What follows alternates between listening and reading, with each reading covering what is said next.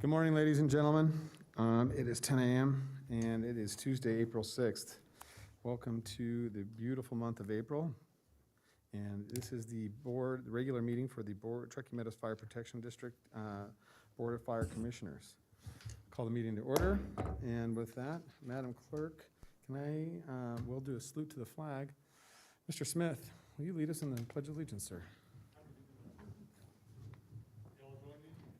Pledge allegiance to the flag of the United States of America and to the republic for which it stands, one nation, under God, indivisible, with liberty and justice for all.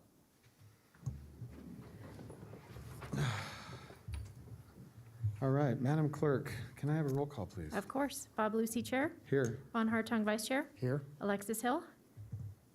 Here. Kitty Jung. Present. Jeannie Herman. Here. Fire Chief Charles Moore. Here. Deputy District Attorney Mary Canderas. Here. And I'm Jan Galasini, County Clerk. Sir, you have a quorum.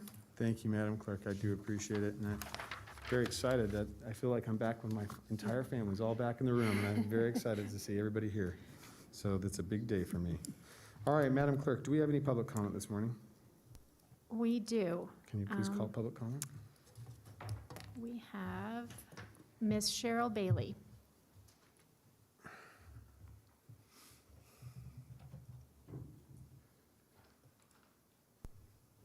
Mr. Smith, will you help her? Thank you. Yes, I love it. Thank you. I'm a little rickety these days. Take it off at the shoulder, ma'am. Okay. Come My on. name is Cheryl Bailey, and I live in West Washoe Valley, and I'm the West Washoe Associates Secretary. I'm speaking regarding the instructions to be given to the design professional that will prepare the plans for the new Washoe Valley Fire Station, as discussed in today's agenda items 11 and 12. The instructions state that the new station anticipates housing a water tender, brush engine, and a structural engine. The staff report also stated that the site would also include a helipad, facilities for a fixed-base ambulance, and a sheriff's substation. As per the minutes from the January 2020 Board of Fire Commissioners meeting, Commissioner Lucy asked Chief Moore if there were any plans to remove or move water tenders from Washoe Valley. Chief Moore responded with a direct quote, "There would be no displacement of existing resources. There will be 2 water tenders, and an extra engine could even serve as a reserve there." The instructions to the design team do not reflect 2 water tenders or an extra engine. We were also promised that Emsa would have an actual ambulance at the station, not just facilities for a fixed-base ambulance. These are crucial requirements promised to the Washoe Valley citizens, and the instructions to the design team should reflect these items along with the staff recommendations of a helipad and a sheriff's substation. Thank you. Thank you, ma'am. I have nobody else signed in. Anybody on Zoom? Anybody via Zoom would they wishing to speak? All right, seeing none, we will close public comment and bring it back to the board. Chief, we're on to item 4, sir. Thank you, Mr. Chairman. Item 4 is Commissioners, Fire Chiefs announcements, requests for information, topics for future agendas, and statements relating to items not on the agenda. No discussion among commissioners will take place on this item. All right, Chief, do you have anything for us this morning? Just a couple of announcements, Mr. Chairman. I wanted to give a shout out to Jet Plumbing, who on April 2nd, we had a dog stuck in a drainage ditch in San Rafael Park. Initially, it was 25 feet down in, and then she managed to get herself really lodged in there about 40 feet. Okay. So we were trying to find a television camera that plumbers often use to find clogs in sewer lines, and we tried a couple, but we got a hold of Jet Plumbing. They said they will cancel all of their appointments that afternoon and come in to assist us.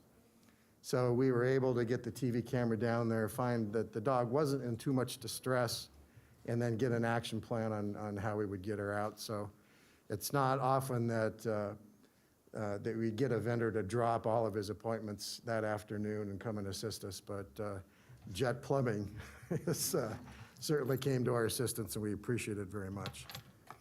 That's awesome. I would like to introduce Jamie Carrillo, who, Jamie, if you wouldn't mind coming down. Jamie is our new office support specialist who is just with us now about 3 weeks, and lacking a more formal item on the board. We just wanted to say, introduce Jamie to you and have you say hello to her. So Jamie comes from North Tahoe Fire Protection District, recently moved to Reno. So she has fire experience and she knows the lay of the land. So Jamie, welcome to the district. Welcome, Jamie. Nice to see you. Thank you for coming down.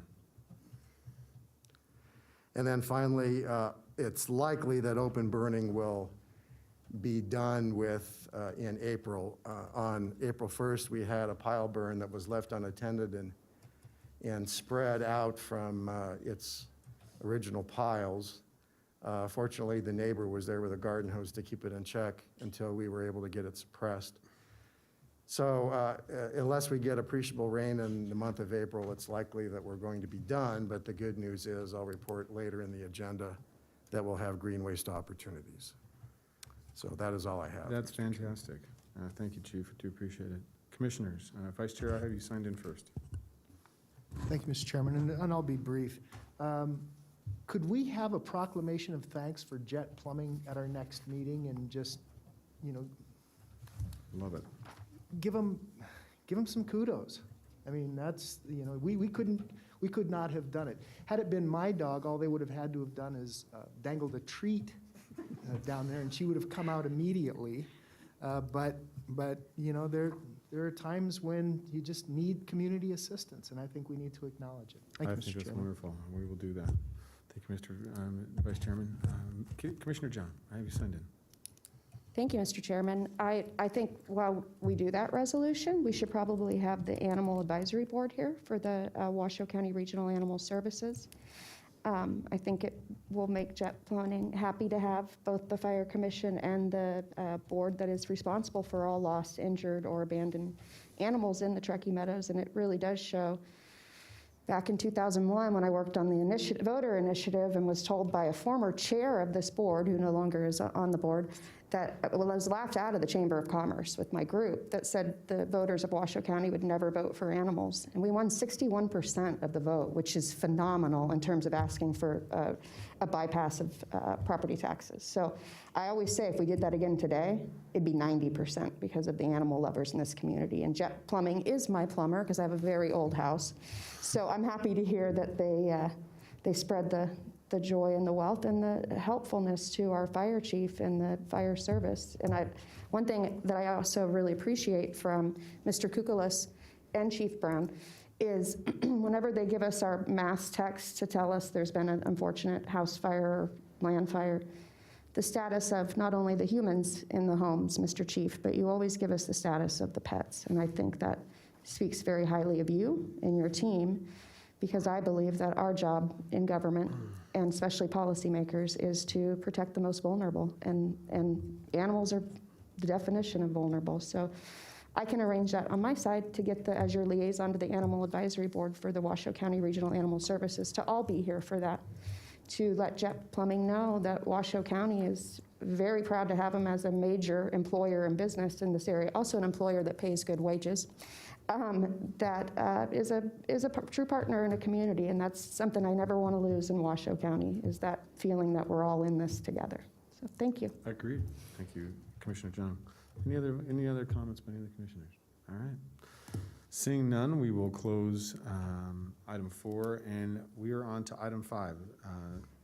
Chief, this is Mr. Chairman, item 5 is consent items, items A through I. If there's any questions, we'd be happy to answer. Is there any questions on the consent agenda by the commissioners or any further discussion or on any items? All right, seeing no questions or discussion on any of the consent agenda, I'm looking for a motion. So moved. I have a motion from the Vice Chairman, second from Commissioner Herman. So I have a motion and a second.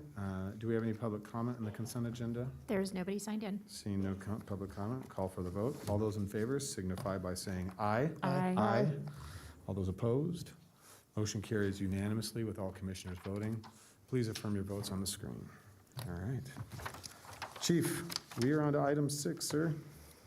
Thank you, Mr. Chairman. Item 6 is the International Association of Firefighters Local 2487 report. And Mr. Cutts is here. Wonderful. I'm excited to hear that. Mr. Cutts, it's nice to see you.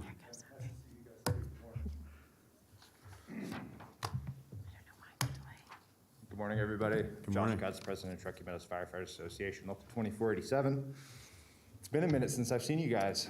I heard Yes. you like to see us more, so we'll try and make a better presence at these meetings and be more in touch with our commissioners. Thank So, you, sir. Good morning. I really only have one thing to update the commission on. It is our 9th annual Guns N' Hoses Golf Tournament, being held April 26th this year at Lake Ridge Golf Course. The tournament itself is actually already sold out. This is a very popular tournament. It's something that we've been putting on with the Washoe County Sheriff's Association and Truckee Meadows Firefighters Association for 9 years now. This tournament supports the Northern Nevada Children's Cancer Foundation. Since the year 2000, that organization has helped more than 535 families and provided more than $5.3 million in direct family assistance. The event is completely sold out, like I said, but we are still looking for whole sponsors and raffle items, which have been tougher to get due to COVID-19. So if you or any of your friends or family have any ideas on raffle items, whole sponsors, please reach out to John Sieben directly. He's our main point of contact for this tournament. Everything else from the union side of things, I mean, we haven't really been coming to these meetings a whole lot because we have a fantastic working relationship with our administrative staff. No real complaints from the floor. We've been plugging along and working really well together, getting through this COVID-19. Our vaccine distribution rollout has been fantastic. We have about 85% of our members that have been vaccinated, which has changed station life a little bit for the better, taking us back to pre-COVID times where we're not having to wear masks in the station anymore. We've been vaccinated. We're still wearing our N95s on calls. But we are starting to get back into a little bit more of a routine, getting back into multi-company trainings, which is awesome. And we're really looking forward to making 2021 a better year than 2020. Other updates, Medic 45 continues to be almost the primary responder in Sun Valley, which has actually turned out to be a really good training tool for a lot of our newer probationary paramedics who might not have had the opportunity to work on an ambulance before. So I'm really happy that Medic 45 is sticking around in Sun Valley and providing that training opportunity for some of our newer folks.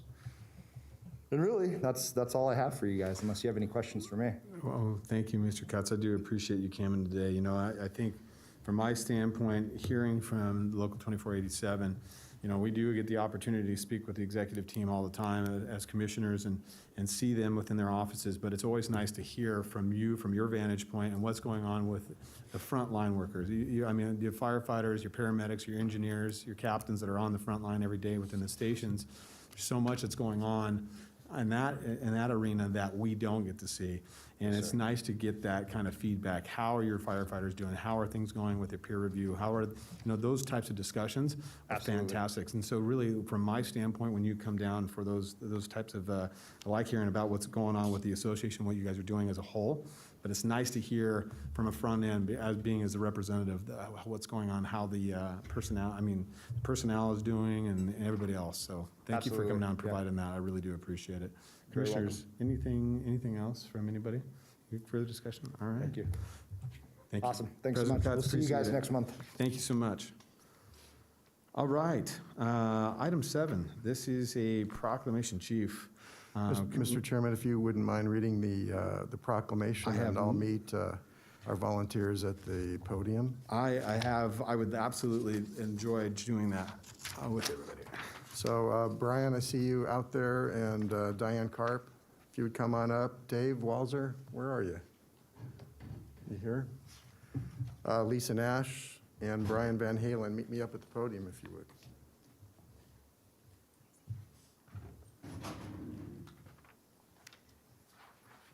All right. Good morning, everybody. Obviously, volunteers are a massive part of our fire district here in Truckee Meadows. So much of our region was based around the beginning of our fire service from volunteer stations and volunteer individuals that were willing to take time out of their personal lives to participate and provide fire service throughout our county. well before we had a paid service that would really truly serve our community. From the north to the south, volunteers made a primary response, not only for fire, but also to medical calls for our community. And it gives me great honor today to read this proclamation on behalf of volunteers. This is a proclamation from the Truckee Meadows Fire Protection District Board of Fire Commissioners. Whereas National Volunteer Week is being observed nationwide April 18th through April 24th, 2021.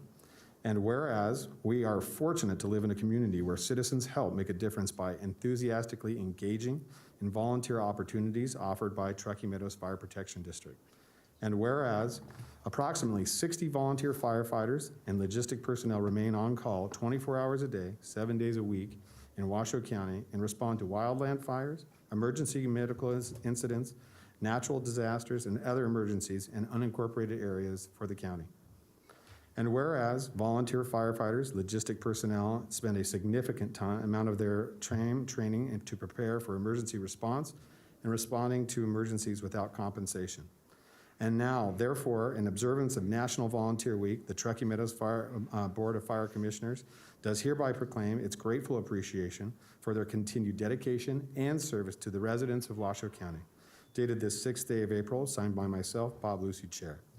Thank you guys so much for what you do and all of the work you put in. So, any comments you'd like to make?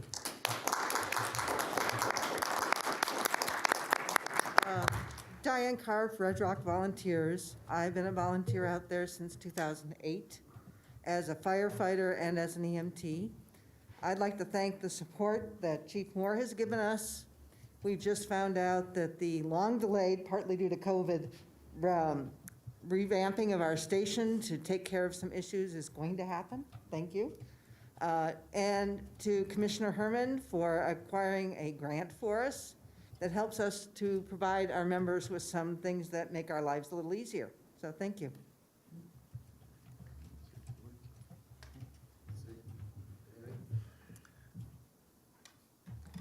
Well, my name is Brian Peck, and I've been volunteering in Palomino Valley since 2013, and we've had a few fires out there. And I guarantee you, without all of the committed professional firefighters, the volunteers would have a hard time doing much because they get there sooner than we do usually. We try to beat them, but we rarely succeed. Thank you for your support. Thank you. Thank you for all you do out there. Thank you. All right, That's well, going to go up in private place. one round of applause for everybody here.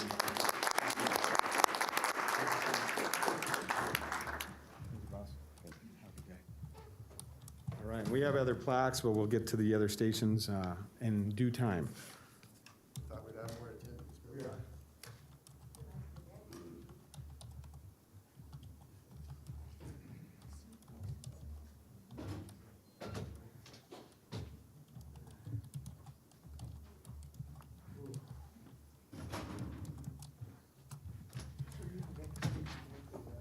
Oh, thank you, appreciate that. Sir, that is in the form of a motion to accept the proclamation. Second your motions. I have a motion from myself, second from the vice chairman. Is there any public comment in regards to the proclamation? There is nobody signed All in. right, seeing no public comment, bring it back to the board. I'll call for the vote. All those in favor signify by saying aye. Aye. Aye. All those opposed? Motion carries unanimously. Thank you so much, and please enjoy the Volunteer Appreciation Week. All right, Chief. Item 8, sir. Item 8, may I have the slides up for 8A, please? I've met with Chief Cochran and promised that we would do a GIS analysis of potentials for additional calls if we were to do closest unit dispatching for EMS. The handout that the clerk's given you shows you that potential, although it's not likely it would be quite that much. The way that the CAD systems work, there's often at least a 2-minute delay in calling the other jurisdiction. So these numbers would pare down, but if you would take a look at your map, and there's 2 areas where Reno can help us, one area where Reno can help us predominantly, and another area where TM can be helpful to the city of Reno. That area is, of course, around Stead. where the Stead Station is smack dab in the middle of the city of Reno jurisdiction. Mr. Chairman, do you have your map? I do. I was just seeing if I could get it up on the big screen. That's Okay. all right. So there's quite a cluster of priority 1 and priority 2 calls in and around the Stead Station, and in Geiger grade, then engine 12 from the city of Reno can get there faster than we can. So I think those are 2 areas where I'd like to concentrate on, if not other areas. Certainly in Verdi, in some areas of Verdi where the city of Reno has its boundary, we can get Station 40 out there faster. Station 9 at the Stead Airport, city of Reno can get out to Lemon Valley in some places. So, you know, there are opportunities for us to be able to do that. When the CAD system gets upgraded, then we will have full opportunity to be able to do automatic vehicle locator and send the closest unit if there's agreement on both parties to do that. But this would be a first step. And I believe Chief Cochran and I are in agreement on taking some additional steps to try to do this, but I wanted to let you know what the call impact would be to our stations. And I think, you know, at the end of the day, we're not going to be too far off of quid pro quo with one another. And the first thing I'd like to do, though, is to get the agreement renewed. And then through an annual operating plan, we can always adjust the boundary areas and do the CAD programming. So just a quick update on where we're at. And with any luck, I'll be bringing you the automatic aid, mutual aid renewal agreement in May, if not in June. Chief, Vice Chairman. Before we get off automatic aid, Chief, how did staff arrive at these numbers where in Reno closest to TM, 4264, in TM closest to Reno, 2115, and yet Reno and Sparks, you know, there's a very small difference, a matter of 6 calls. So how did we, why is it so disproportionate? Well, the methodology is to ask GIS to go back and look at the CAD data for 2 years. This is 2 years worth of data. 2 years that you worth see of data. Plotted for priority 1 and for priority 2 calls, EMS calls only, not fires, not anything else, not vehicle accidents.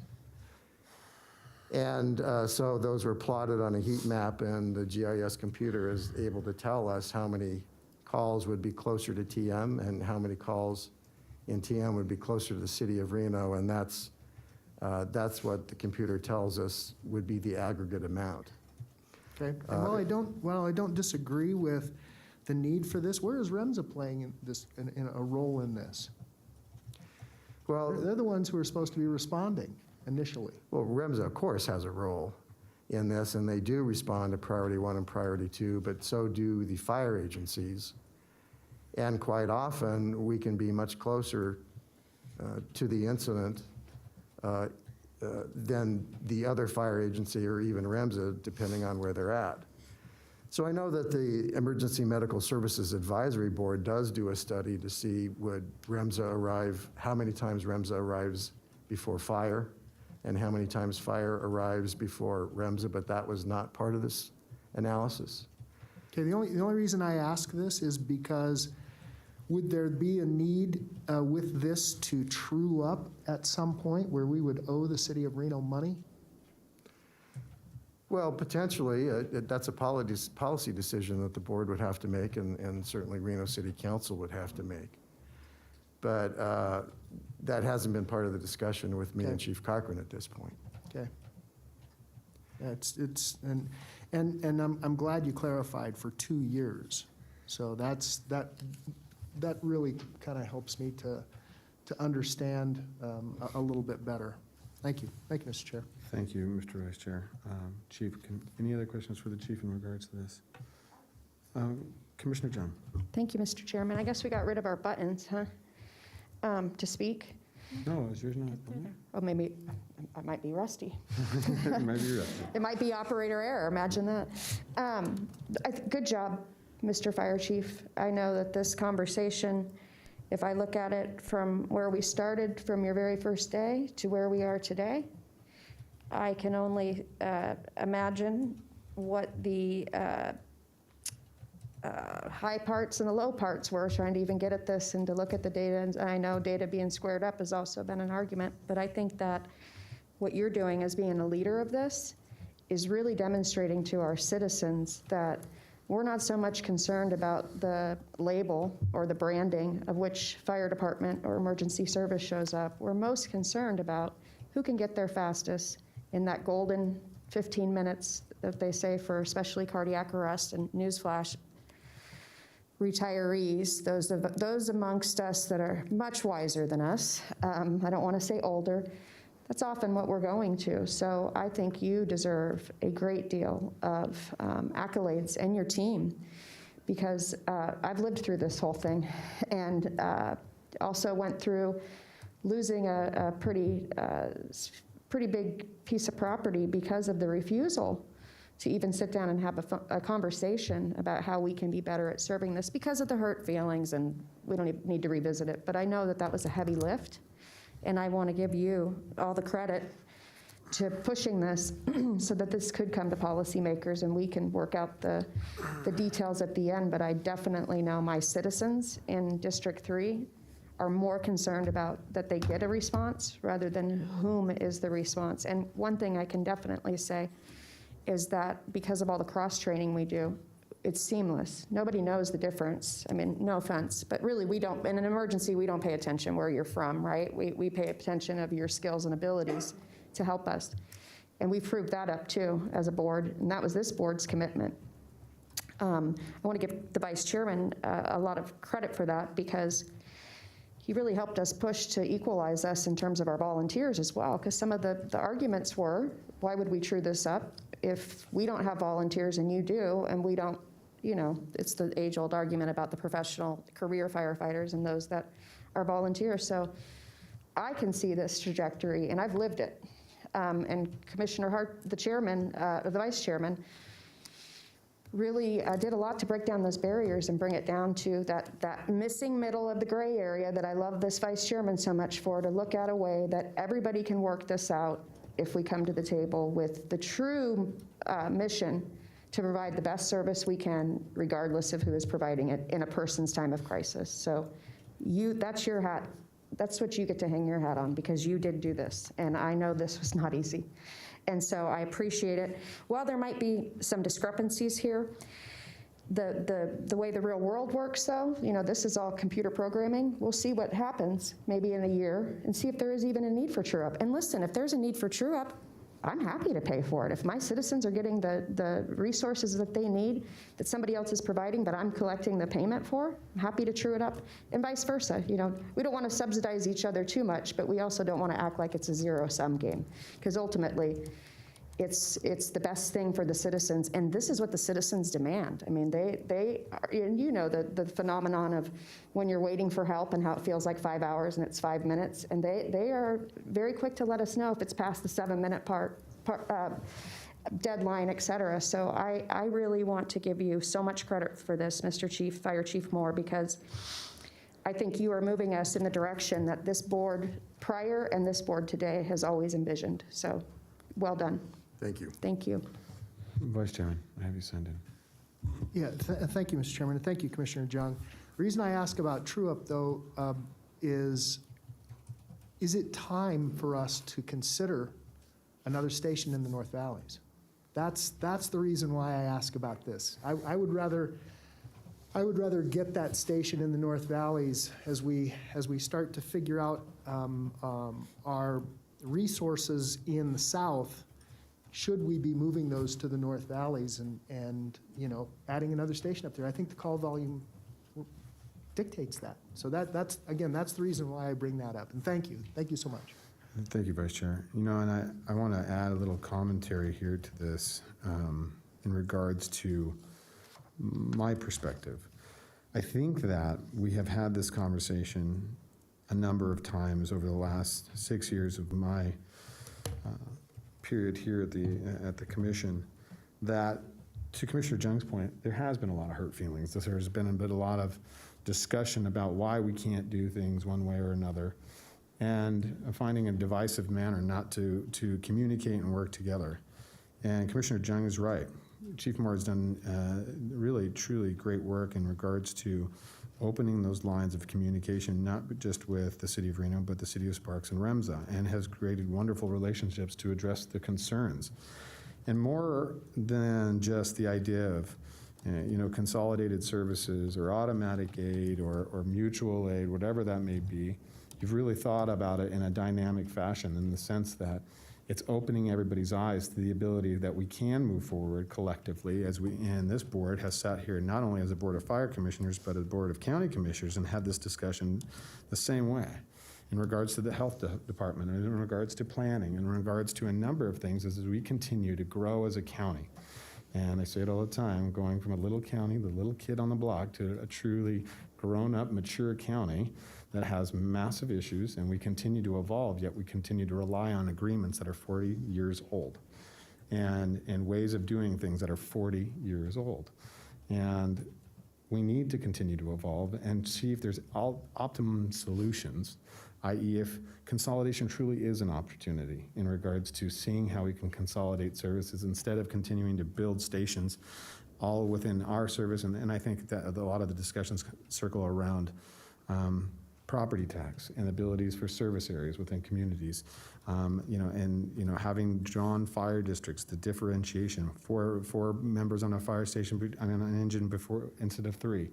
I think there's blended ways to do a lot of this if we can just sit down and have a more robust discussion about how we go about it. I don't think that and I think for the first time, if you talk to taxpayers and you talk to residents and community members, they feel the same way. They just want response. They just want somebody at their door in a timely manner.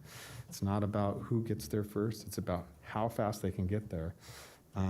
This weekend, it was tremendous. It's a volunteer story, but in Smith Valley volunteers responded faster to an incident out on a ranch that was a close family member to a massive brain injury. And we had a care flight there, but it was, they work collectively. They're volunteers, they're firefighters, everybody works collectively. Remsa responded very quickly with 2 care flights out there to move a patient and a 9-year-old patient very quickly. But it's that type of work that we have to do continually to continue to evolve and really respond for our clients. Because if we're fighting here at this level about policy and about who's getting paid and who should be on an engine and what the contracts say, we are not doing a service for the community. And more people will die, more injured people will suffer from that. And I just think it's a smart conversation. I think we're doing the right thing, Chief, and I do appreciate it. So hopefully we can move forward, and this is the first step of many towards a more robust collective fire service. Commissioner Hill, I have you signed in next. Thank you, Mr. Chairman, and I just echo the comments of the rest of my board, and I think that it's really exciting that we're looking to plan together with Reno Fire and how, if it isn't consolidation, is it regionalization? Are there ways to look at this in creative ways and make sure that we're giving the best service to the community? So thank you. All right. Any other further comments for Chief in regards to item 8E? All right, Chief.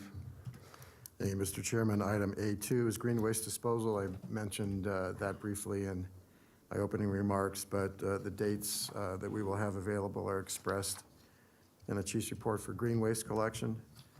And we'll carry those into June. The locations, we have one in the Ironwood Equestrian Center in Palomino Valley, one in Washoe Valley down at the NDF compound, one at the Lemon Valley Station up north. So fortunate to have a fuels crew of 17 people now that can really do this in a robust way. Was before we used the station crews and just 2 or 3 or 4 firefighters at a site, but now we're able to do this quite a bit. 15,000 cubic yards of material was collected just in the fall alone. And I believe we have all the piles now burned, or we're very close to having all the piles burned at our collection site at Silver Lake. So I think we're pretty well through the disposal phase of it. But we just keep getting more and more people taking advantage of this, which is really a great thing. and not relying so much on pile burning. I know some of the larger property owners need to use pile burning because there's just too much volume, or their materials are just too large to transport to our site. So we'll always have some availability of pile burning for private property owners, but for the smaller lots, like an acre or so, yeah, just people are lined up down the street to access green waste. Great. Any comments, any questions for the chief in regards to this? Thank you, chief. Item eight. Item A3, our new four-wheel drive engine for Galena is here, and soon to be followed by another 4 additional engines that will look just like the one pictured in my report. And it'll take us probably a good couple of months to get all the equipment on there and get them into service. And then finally, A4, this has been on the commissioner dashboard for a while, but I've also talked to Chief Cochran at Reno Fire about what they do with respect to serving Reno Sparks Indian Colony, because the Indian Colony does have properties within the urban area here. The city has a contract for service.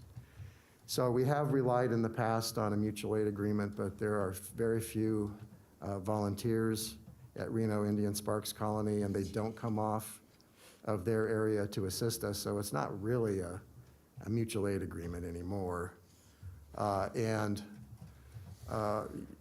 You can see that our number of calls that are expressed there, so we're essentially, now that the agreement has expired and there's no real mutual aid, what I'd like to do is approach Reno Sparks Indian Colony about a fee for service, just like Reno provides in their jurisdiction. So if you have no objections to that, I'll start the conversations with them and see if we can put that in place before wildfire season. Perfect. All right, chief, so is that the end of your report for? It is. The dashboard and the monthly report are available for you to look at. If there's any questions, we can answer those. If not, we'll move on. Commissioners, are there any discussions further on the dashboard or recent call volumes? I do. Vice Chairman. Thank you, Mr. Chair. So I was glad Mr. Cutts brought up Medic 45 and the training opportunities. Are we thinking about Medic 46? Here's the reason I say this. If you talk to our station at 46, our guys at 46, the bulk of their calls are to Cascade of the Sierra. It's a senior, it's an elder care facility. They're now extending that to a continuum of care for a 55-plus community that will be directly to the north of that. And the call volumes will continue to rise. They're all EMS calls. And that Medic 46 could potentially take some of the pressure off while training the paramedics around the region. It's the only reason I bring this up. As most of you know, I had parents in an elder care facility, and virtually every time I was there, I would see sparks fire. Not every time, but a lot. You see them there a lot, and you see Remsa there a lot. So I know that these are becoming more and more a draw for calls. Mr. Vice Chair, I was actually going to answer your good questions in item 13 as we talk about budget, so. Okay. I hope to answer that apologize. to your satisfaction in that agenda item. No, but that'll we can do it be here, fine. too. Thank you. All right. Seeing no further discussion from the commissioners or questions on item 8.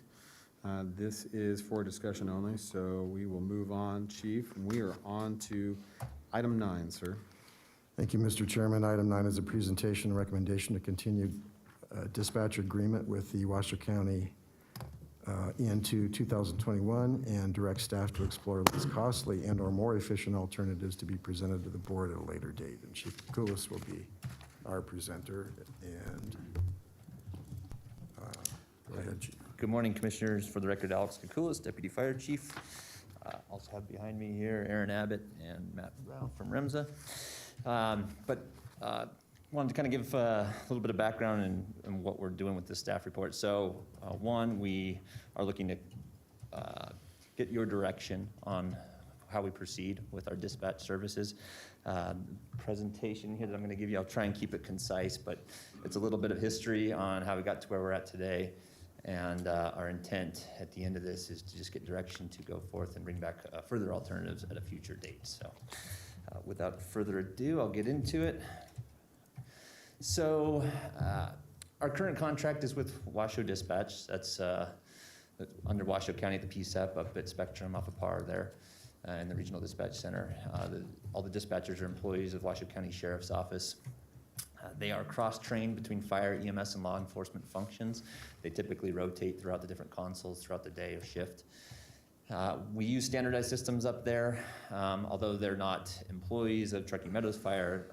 When the fire and EMS components are in question, they do operate under our policies and directions. So the EFD, EMD, EPD, those are emergency fire dispatch, medical dispatch, and police dispatch. So it's effectively algorithms that script the questioning for the callers so that you get a standardized set of questions and answers to benefit the response.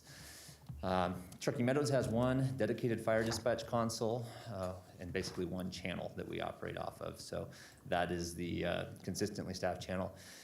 As we have larger scale incidents, whether it be a structure fire, wildland fires, et cetera, we do move on to command channels.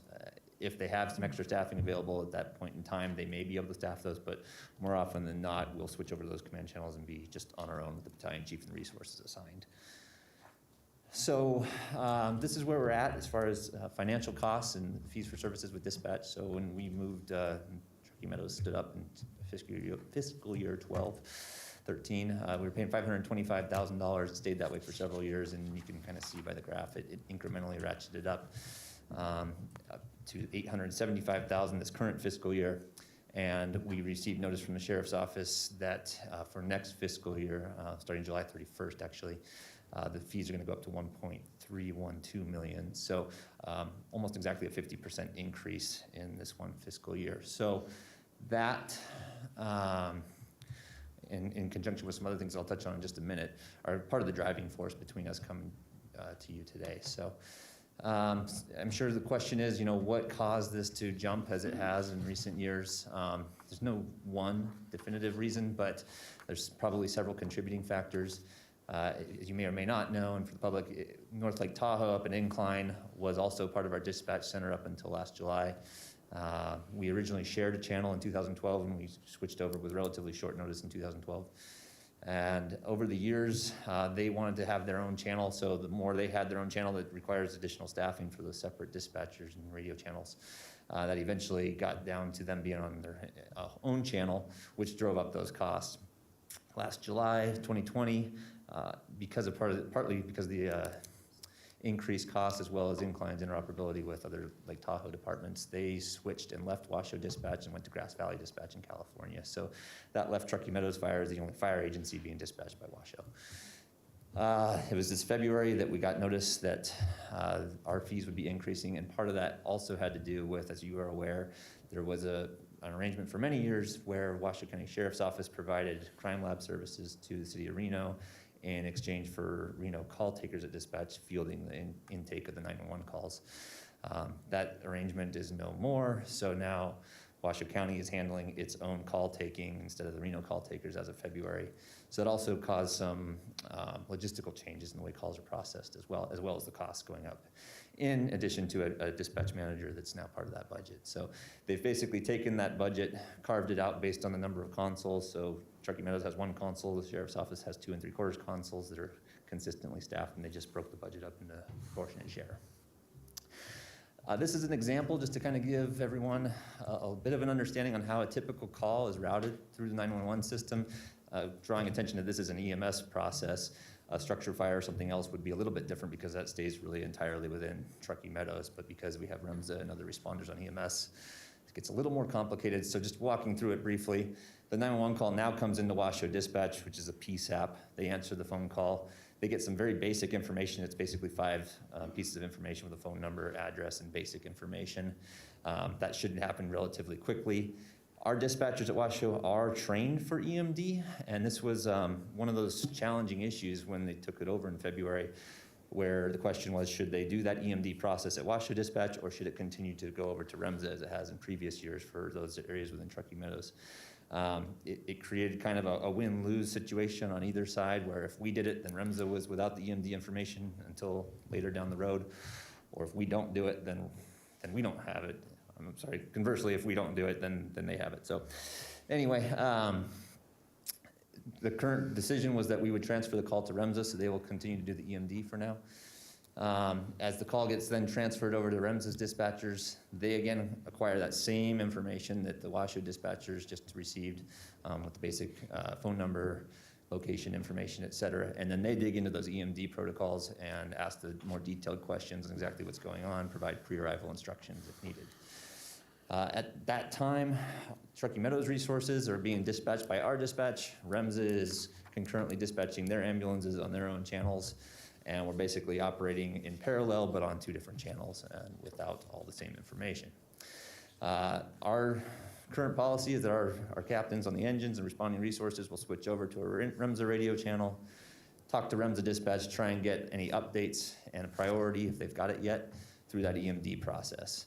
And then they'll jump back to our channel for call tracking with Washoe Dispatch. So I'm just kind of trying to paint the picture here that there's a lot of redundancy as well as call transferring and some inefficiencies in a nutshell. So we've come up with a few alternatives that we wanted to present to you. And again, I'm not suggesting we take action on any of them today, but just get direction to proceed and come back at a later date. The one obvious one is we remain status quo with Washoe Dispatch and basically just absorb the $437,000 increase this next year. The pros to that are that we really don't have to do anything differently. It maintains all of our current systems. The downside, of course, is that it's a 50% increase in costs. Doesn't really change anything for us, and we still have the ongoing issue with everything I just described in that call handling process and who does EMD and who's with or without that information. The second alternative that Washoe Sheriff's Office presented to us was if we do want to have a secondary command channel staffed for 12 hours of the day, those would be the busiest hours of our day. That would be an annual increase of $862,000 or almost double our current dispatch costs. A lot of the same pros as far as we don't have to make any changes and we get a little bit more capacity out of them. Downside primarily being that it's a significant increase in impact to our budget. And once again, doesn't resolve any of those other problems previously described. A third alternative, and this is what we've kind of been just scratching the surface on, but is that could we potentially contract with Remsa for dispatch services in lieu of Washoe Dispatch, being that in excess of 80% of our calls are medically related, whether strictly EMS, MVAs, or otherwise, where we're co-responding with Remsa.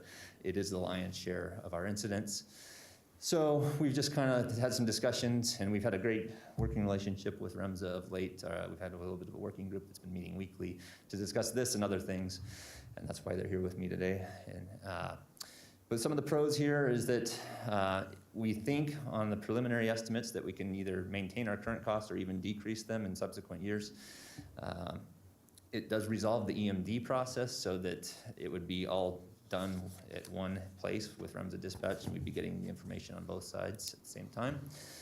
We wouldn't be switching back and forth between channels to be gathering that information between each other so that the engine and the ambulance that are responding would be hearing all that information real time. Remsa's CAD is actually more current and using features such as AVL and other things that we've been searching for quite some time. Of course, we hope to get those things with the new CAD that comes out of Washoe Dispatch in maybe 18 to 24 months. But this would allow that to happen earlier. And then, again, we'd be able to identify that incident priority so that, there's been a lot of discussion over the years about do fire engines need to respond to priority 3 incidents or not. Some yes, some no, but this would allow us to know that as soon as that information is available rather than jumping around to get it. And then it just really creates a platform for future shared services, and we don't know what that may lead to, but the more we cooperate together now, as previous discussions hinted at, I think that there's opportunities that open up there. Downside is that there is an additional investment in some of the infrastructure, radio equipment, et cetera, training of the Remsa dispatchers and procedural adaptations for the fire side that's not previously part of their mission. There is a small, which we don't know all the details yet, but how the 911 call will be routed through Washoe Dispatch and transferred to Truckee Meadows and Remsa, but that happens now anyway. So I don't anticipate there'd be a significant delay there, but we would need to work through all these issues. And then we just left, there's other options out there with other agencies. I think that those other options are probably more involved, regional type things that would probably take other agencies and more time involvement. So our recommendation is from staff is that we go forward and conduct a more detailed analysis with Remsa, Truckee Meadows, and county staff, both radio shop, dispatchers, et cetera, to find out what those costs would be. I'll get into what some of these things may be, but what would that initial infrastructure training and startup cost be? After year one, we have it in place, what would a projected annual ongoing cost be? Staffing capabilities and radio channel console availability, so would we still have one console, or could we potentially have even expanded capacity under this system? How that 911 call routing and processing will go, and opportunity for enhancements and delays. EMD, EFD capabilities with Remsa. They already do EMD, so that's nothing, but the EFD part would be new. And integration of Truckee Meadows ambulance, we talked about Medic 45. There's also Medic 30 down south, but integrating them better into their system and CAD. And then what would a transition process and a possible start date look like? We have already identified that if we did come back to this board and get direction to move forward with this, we certainly wouldn't do it mid-fire season or anything else. We would do it methodically when it made sense. So that's it for this brief presentation. I'm here to answer questions. If there's any for Remsa, they're here as well. And Wonderful, Chief. Thank you so much for the presentation.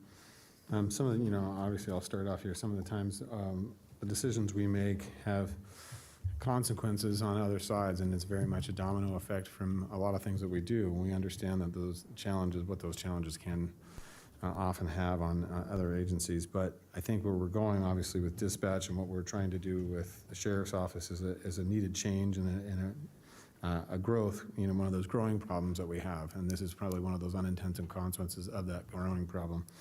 However, I think what you guys have brought forward is unique and smart way of approaching it. I was kind of concerned, obviously, that we have a dispatch that we transfer a call to Remsa and then start doing the EMD through Remsa. Still delay in time. I think that's an inefficiency. A couple of questions that I had, obviously, that you brought up. Obviously, AVL with Reno and Sparks for mutual and automatic aid. Did we have that availability? Because if we were to take Remsa was to take the call and transfer that, does that have to go transfer to our dispatch to start doing the AVL process? I mean, the automatic aid process and mutual aid process? Is that something that would be challenging, or how would that fall in regards to those two agencies?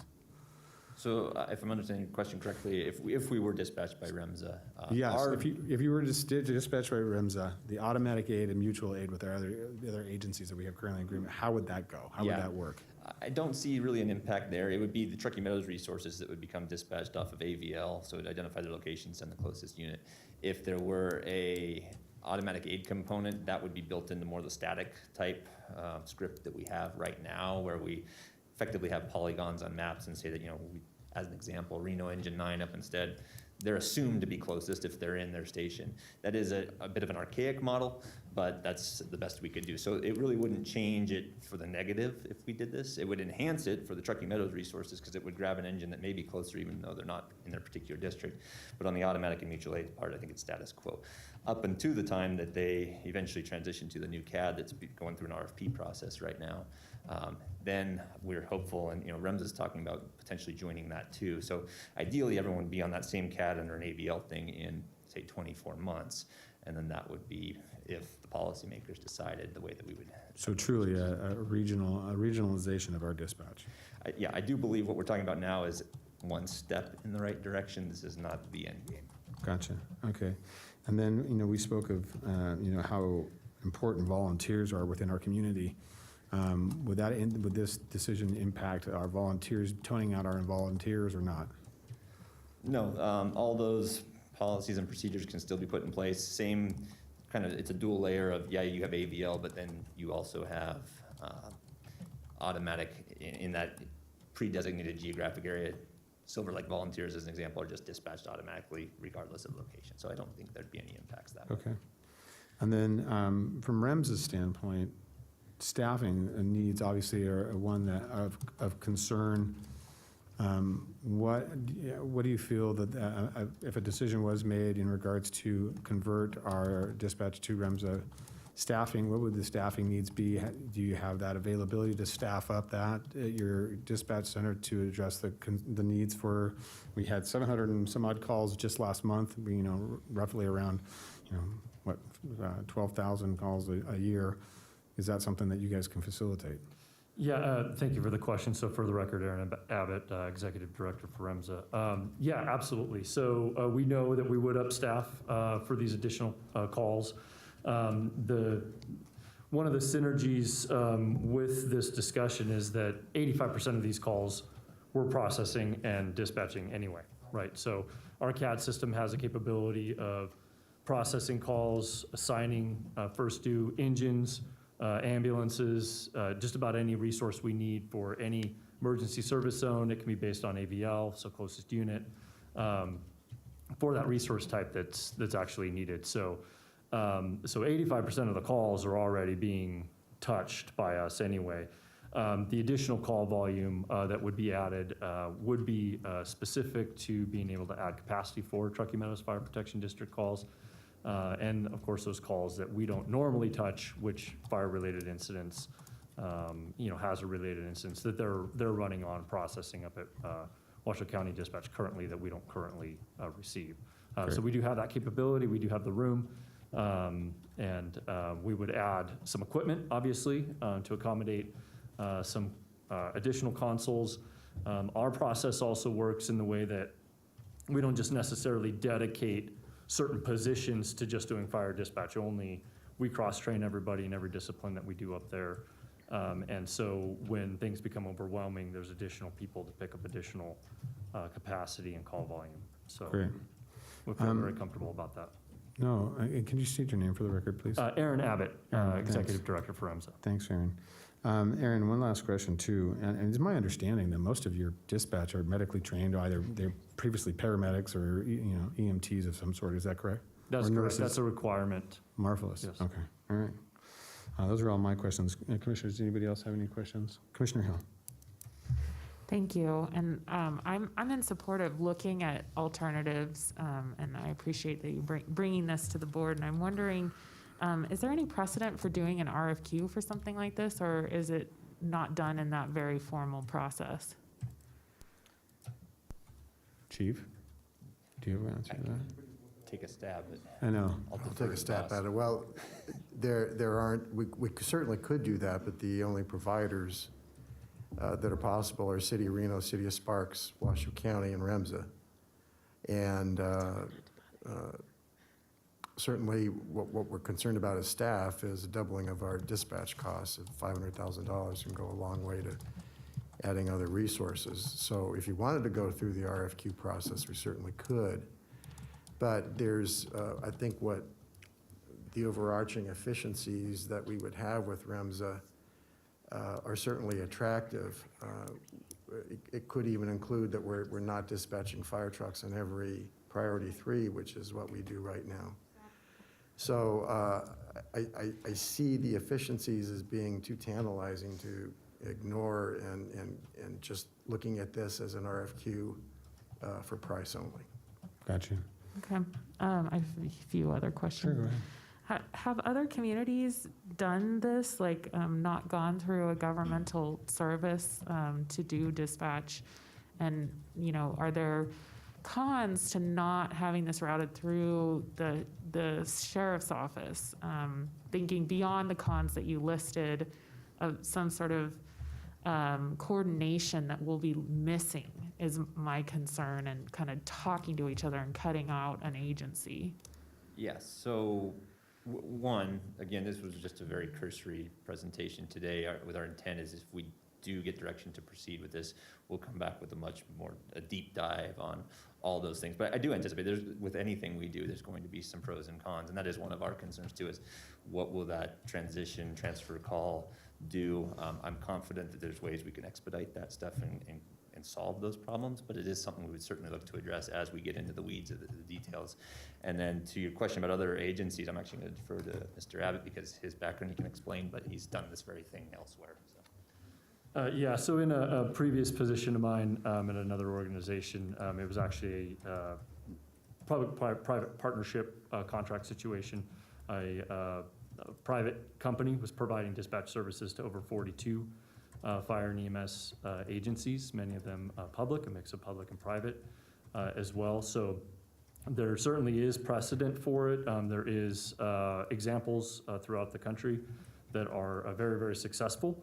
I was an administrator of I was a privately contracted administrator of a public JPA that provided fire and EMS dispatch services to 42 different fire and EMS agencies and districts. So a private provider was essentially on contract providing services to public agencies. And in that model, what was great about it is we kind of had leverage on both sides. We could leverage in the public arena where we needed to. There was stability there and grant funding and funding opportunities that we couldn't take advantage of on the private side. And on the private side, there was a nimbleness and an ability to get things done quickly and adapt very, very quickly that lent to another strength of that particular agency. So these are done. And then I'll just speak briefly to the issue of the call transfer. Those calls are being transferred now. That original design of transferring those calls to Remsa for EMD was designed for a very specific reason. Emergency medical dispatch call processing is a very structured, very important, and very clinically based on clinical evidence to arrive to a priority and a certain type of response with certain type of equipment. It's not just, I think people really oversimplify it in their heads about what it actually means to EMD a call appropriately. Remsa's, through our franchise agreement, been processing EMD calls for longer than anybody else in this community, for over 25 years. We're accredited Center of Excellence. That's a very, very difficult accreditation to achieve. Third party actually comes in, evaluates our calls, does random call audits, and then certifies us at a certain level. Nobody in this community is certified at an accredited level except for Remsa. So we've been doing this for a very long time on that end. The previous agency that I was charged with leading that provided fire services on a private contract, we provided EFD, which is very similar to EMD, but you have to do it right. It's a little bit of a different animal, but you really, really have to have a high quality improvement and assurance focus. And we were able to achieve accredited level within that dispatch center as well. So we do have, actually myself and a few other folks on our staff that actually have some experience in doing this. So we feel very confident about it. I have just one more question, Mr. Chairman. Yes, go ahead. Do mental health calls are they routed to our fire dispatch? So we do have protocols in place for mental health calls that are processed through the emergency medical dispatch protocol. There is a recent pilot project where call takers at the city of Reno at the PSAP are actually diverting some mental health patients to crisis call center and processing those calls as well. That program is kind of in its infancy, if you could say. And there's a lot of opportunity there to do better on the mental health side. But we do at Remsa process quite a few different types of mental illness calls. And fire and EMS are typically launched simultaneously on those incidents. There are some programs across the country, and again, kind of maybe starting to germinate here in Washoe County in regards to how to handle those calls better. Because paramedics and fire engines and ambulances don't necessarily provide the type of service that a mental health patient needs. And there's a lot of discussions and we're starting to see some evidence on better ways to handle those calls. But we are aware that's a deficiency in the 911 system as it is. And we need to find a better way to address mental health patients and get them what they need. Okay, well, that's great that there's an openness to looking into those alternatives. And I would just say to staff, it would be really helpful in the future staff report to hear who those other communities are. Just if we wanted to reach out to them and see how those, obviously, they wouldn't be the same as what we're looking at Remsa, but just understanding the pros and cons of what that looks like in other communities. Those are my questions. Thank you, Mr. Chairman. Thank you, Commissioner. Commissioner John. Thank you, Mr. Chairman. Mr. Kukulis, I really love this idea, and I think the timing is sort of been forced our hand in terms of the true-ups of the cost of using the SO, who I understand is probably not that sad to see us go either. So I would encourage you to continue to look at all best practices moving forward, and I'm so glad you came here first with us to say, this is what I want to pursue. Board, are you on board with this? Because I'm on board with that. And I would, Mr. Abbott, is that correct? I would further expand on what Commissioner Hill said, and that is, we are very easily able to identify what we colloquially call frequent flyers in our system, and many of those escalating mental health issues. And I envision one day that Washoe County would pair with Remsa and fire and the SO's office with our social workers dedicated to go on these calls so that they can provide them a complete wraparound service of care, so that you are freed up to do what you do, which is usually acute, fast, scary, and technical, where mental health issues, as you know, because you all have been, anybody that's a first responder, that's what you do most of your time, are some mental health issues, and many of these are chronic. And I believe that we're doing a disservice treating them with a medical model when what they need is a social worker model to give them all of the features and benefits they qualify for as Americans and taxpayers, so that alleviates our services too. And ultimately, my goal in life is to make sure every human being has the chance to manifest their own destiny, and whatever that may look like, without self-harm or harming the community. So I think this is a great partnership. I'm very impressed with you, Mr. Abbott, and your credentials coming into here. I think we're lucky to have you. And of course, Alex Kukulis, you're always a creative thinker, and you do a very good job at balancing all the competing interests. But this is something we've been talking about for years as well, is our dispatch, and how do we own that a little bit better, or at least get it to where it's working for fire. Because dispatch, as you all both outlined, is so different when it comes to law enforcement. So I would encourage you, I support this, and I would encourage you to keep pushing. I think we're in a position right now with Remsa, with the fire chief, with you, Mr. Kukulis, to have this credibility, as well as I believe this board has more understanding than we ever dreamed we ever would about fire, EMS, and dispatching. So I'm just so glad that you're taking the moment that has been ripened for you, and the relationships that you have developed as experts, subject matter experts in the community about first responders. So well done. Great thinking around and outside and forwards and backwards, but that's all Truckee Meadows Fire has ever done, is way out of the box, because that's who we are. And I think it's, this is a new day for Washoe County. If we can make these changes that both are sustainable, because we know $500,000 a year to dispatch is not sustainable for us. And certainly, if we can do it in a way that is more efficient and something that we can count on for the future, it actually frees us up for more brush trucks and more equipment, more staff, more longevity and sustainability for the staff in the department as well, when we're managing the taxpayers' special fire tax that they all pay, on top of their property tax and sales tax. So I think that the moment couldn't be any better, and I am here to help or stay out of the way. Just call me when you need me, or tell me to sit down and be quiet, and I'm very good at doing that. Youngest of the family, I know how to do both. So I think it's great. I love what you're doing. I understand what the commissioner to my right is asking about RFQ, and I think this is something we always ask, but I believe that this is probably the moment we need to move faster rather than slower. And luckily, we have a little bit of leeway of this contract to give you that perfect moment. So whatever resources I'm here to help, or I'm here to just zip it. So good job. I'm very impressed with both of you, and this is another step that we've been talking about on this board for decades. So I couldn't be better, couldn't be a better time to do this. And I want to thank Remsa, too, for coming to the table in a very different culture than when I first came on the board 13 and a half years ago, how we didn't work together. So I'm pleased to see you, and I thank you for being here. And thank you, Deputy Fire Chief Kukulis, because I know if anybody can do it, it's you. So thank you.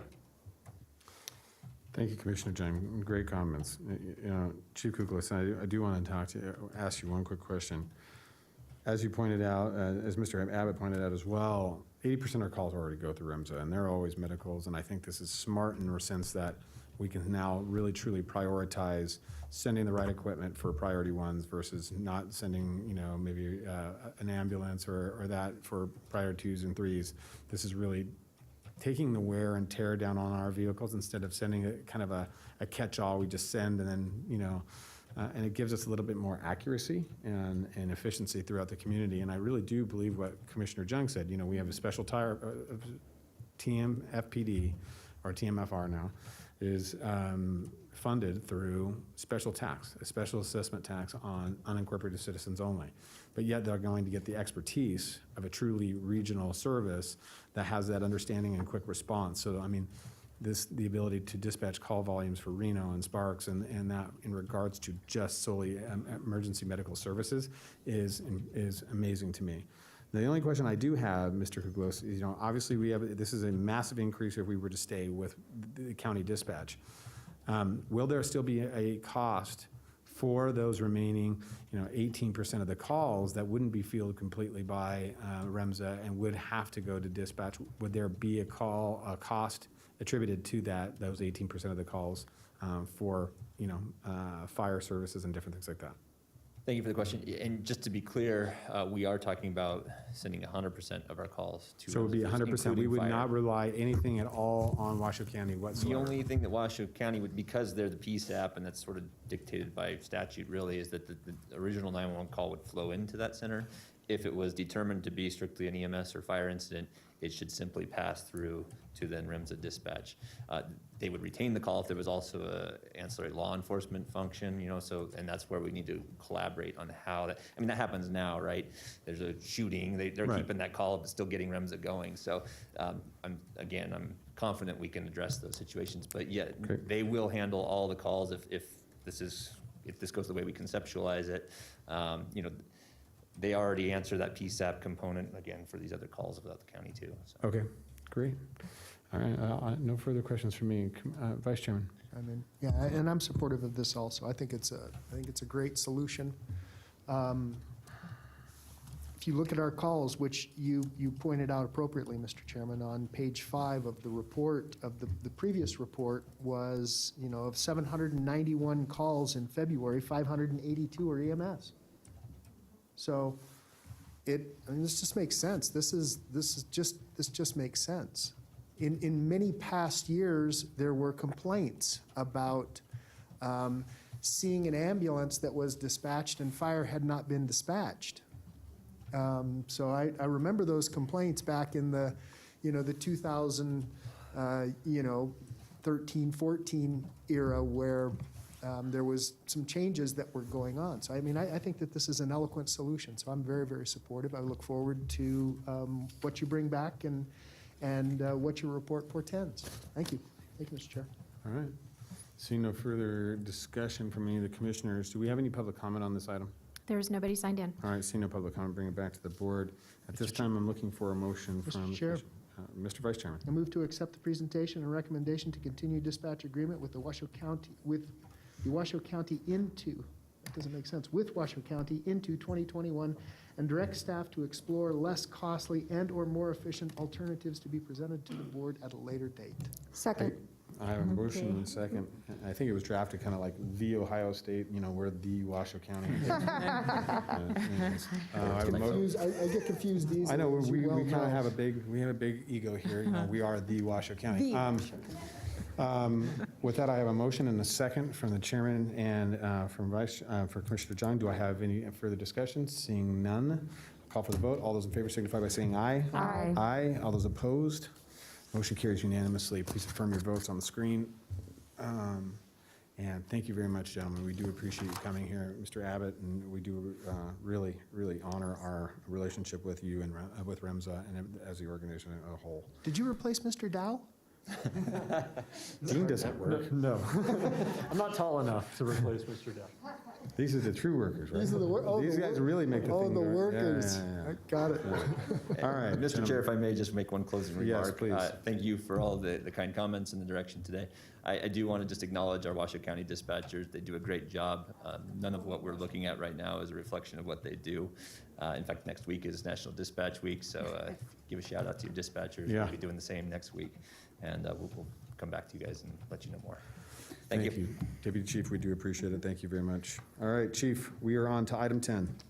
Mr. Chairman, with your permission, may I move to item 11 and combine it with item 12, just so we can get Mr. Smith Sure, we can on his way, absolutely. and I think these two will be fairly quick. That's fine, let's do that. And Ms. Canderas, and we can open both items at the same time, feeling that they're conceptually and based upon the same discussion point. Yes, Mr. Chair, we are not going to be taking action on these items today. The chief is going to give you just a quick update, and Mr. Smith may as well, and then we'll come back in May with specific items. So Specific we just had a detail. little change in circumstance and Okay. with respect to these two items. So I don't think at this time, the way they're written, it would be appropriate under the open meeting law to take action on them. So all we'll do is they'll just give you a quick update, no action, hopefully, and we'll get it on next month's So we'll agenda. pull it back, Thank you. pull it and bring it back in May. Mr. Okay. Chairman, I have a question for staff. Sure. Did we move Hidden Valley and Washoe Valley to District 5? Well, we actually be Commissioner Herman's district, so then she'd have to suffer with it. All right, so what we'll do with that, we're going to open items 12 and 13, 11 and 12 right now. This would be a direction from staff, so Chief, why don't you go ahead and take us into these two items? Thank you, Mr. Chairman. Briefly, I just wanted to, before we get into budget, I wanted to affirm that our three capital projects that we're contemplating are rebuilding of Station 37 in Hidden Valley. We've purchased that residence, got schematic plans, we've gone through Board of Adjustments, we have all the entitlements to rebuild that. The board in February had many questions about selection of the design team, design and project delivery methods, and cost. The other is when we purchased Barron Way, the board authorized bonds to make its purchase. We have some improvements contemplated for that. The board has not authorized that, but it will be a recommendation in the budget coming up. And then, of course, the consolidated station in Washoe Valley, I know that there has been a lot of citizen input as to what are you telling your design team? Well, we don't have a design team. But the contemplation is to combine Bowers and Eastlake into a station that would have those elements that I previously spoke of, the fire, the ambulance portion, sheriff's portion, and the helipad. What's going to be possible, and I'll address in item 13, is we've been talking to Remsa about either Remsa providing that ambulance or TM. And if TM were to provide it, we may be looking at a station that has a 3-person engine and a 2-person paramedic ambulance. So now, all of a sudden, we're talking about a 5-person crew, just like what we're doing in Sun Valley. And we'll continue to talk about that deployment. The labor group really enjoys it. As many structure fires as we had in Sun Valley, that 5-person response is extremely efficient for us. So those 3 projects, again, are what we want to talk about. And as I've talked to the chair over the last few weeks, and I've talked to Mr. Smith at Capital Projects, our bandwidth is a bit tight with everything that we have to do. And so I would like Mr. Smith to address a little bit about capital projects, just these capital projects being taken over by the county. It was contemplated in our interlocal that we signed way back in 2012 that, and the county has done those projects for us. So with your indulgence, Mr. Chairman, I'd like Mr. Smith to just talk a little bit about taking these projects, giving them to Washoe County Capital Projects, and just getting these things going because they are critical improvements for us. Welcome, Mr. Smith. I do appreciate you coming this morning, and the chief has done a phenomenal segue into these two items. And so we have asked Mr. Smith to come down and kind of give us an overview about how these processes would go going forward for more capital expenditures for Truckee Meadows Fire and Rescue. So, Mr. Smith, thank you for coming. Good morning, Chair. Good morning, Board. For the record, Dwayne Smith, Director of Engineering Capital Projects for Washoe County. And certainly want to start off by saying, we are here as Capital Projects to support the chief and you in the delivery of capital projects for the district. And so I think we've got a pretty good track record, not just for the chief, but for Washoe County, following NRS requirements, county policy, and certainly fire board policy as we go through these processes and supporting you delivering these projects. So we're really looking at this as I'll use the term soup to nuts kind of approach, taking it from the beginning, going through all the required permitting activities, selection of the appropriate project delivery methods, including consultants, contractors, and then, of course, delivering those projects with the appropriate agreements, managing that process, and then going through the closeout to the point that we're handing you the keys for those facilities. So we're here to support the chief. We have staff resources to do that, as Chief indicated. Under the shared services agreement, we're styled to support you in those processes. So we're looking forward to coming back with, in supporting the chief and at his direction with the appropriate next steps in these projects, including schedules and budgets. So I think it's real important that we bring that to you, again, through the chief. And I'm here to support you in any questions that you might have even at this point now. Thank you, Mr. Smith. Vice Chair Hartung, I'll have you signed in first.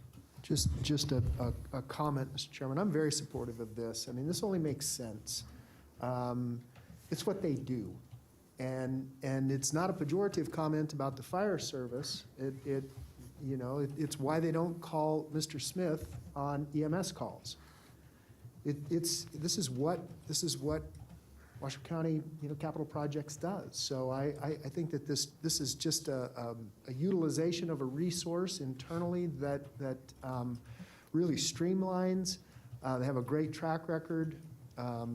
They have good working relationships throughout the community for these kinds of projects, and they're really equipped.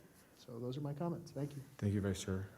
Commissioner Hill, I have you in next. I just, thank you, Mr. Chairman. I'd like to commend you for helping pull this together, seeing the resources that we have at the county and how we can best do these projects, and also support our chief. So, thank you so much for coming up with this solution. Well, my pleasure. I think this is to Vice Chairman and Commissioner Hill's comments, is that this is the smartest path forward.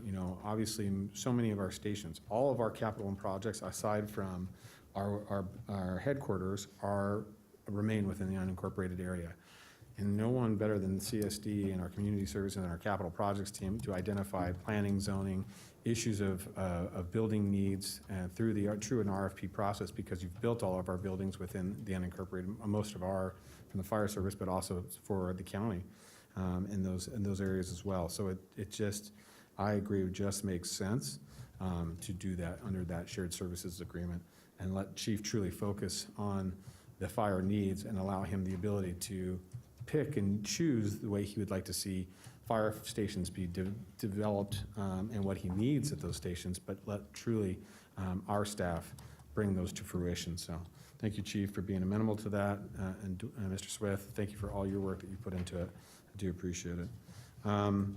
Is there any public comment on these two items? There's nobody signed in on either item. All right, they were styled for action, but we are not going to take action on these, and I'll have staff bring this back for a further presentation in May, so we'll move on. So, Mr. Smith, thank you for coming, appreciate it.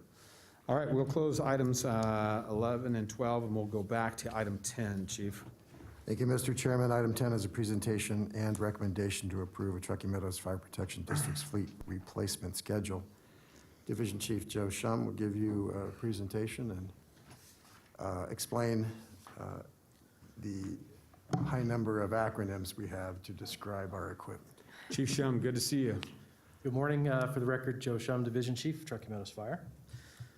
So what I'll go through today is brief presentation, executive summary style of the fleet summary document that you got in your board packet that explained and gave you all the details of our fleet. So this is kind of a high-level overview. So you're aware, we do have an apparatus committee that works sometimes multiple days a month and meets to maintain a comprehensive fleet book and database with details related to the uses, equipment carried, mileage, costs of ownership, and other factors to aid in the decision-making process for replacing new apparatus. The presentation here kind of gives the framework for what we use to plan for the numbers and types of apparatus we have in our fleet, and kind of an overview of how we decide and when we do purchase new equipment. So rolling stock, as we define it, is anything that has a motor or can be moved under its own power or be towed. This includes our trailers, UTVs, bulldozers, transport trailers, wood chippers, etc., which those smaller items get evaluated on a case-by-case basis. What we're here today to discuss for me to present to you is our replacement plan that includes 101 different apparatus, those that have motors and movement. This includes our Type 1 engines, Type 3 and 5 engines for brush fires, our 3/4 ton medium-duty four-wheel drive trucks capable of towing heavy loads, our half-ton SUVs and light-duty trucks, the ambulances, and the ladder truck. The replacement planning considers guidance from NFPA 1911, which is the standard for automotive fire apparatus, and the replacement schedule. We don't follow a rigid schedule, and the standard doesn't recommend it either. Rather, it gives us the ability to use a comprehensive evaluation plan against our needs, the actual operating cost of that, the long-term benefits of how and when we replace things, as well as our available funding mechanisms, whether it be grants or through general funds or bonds.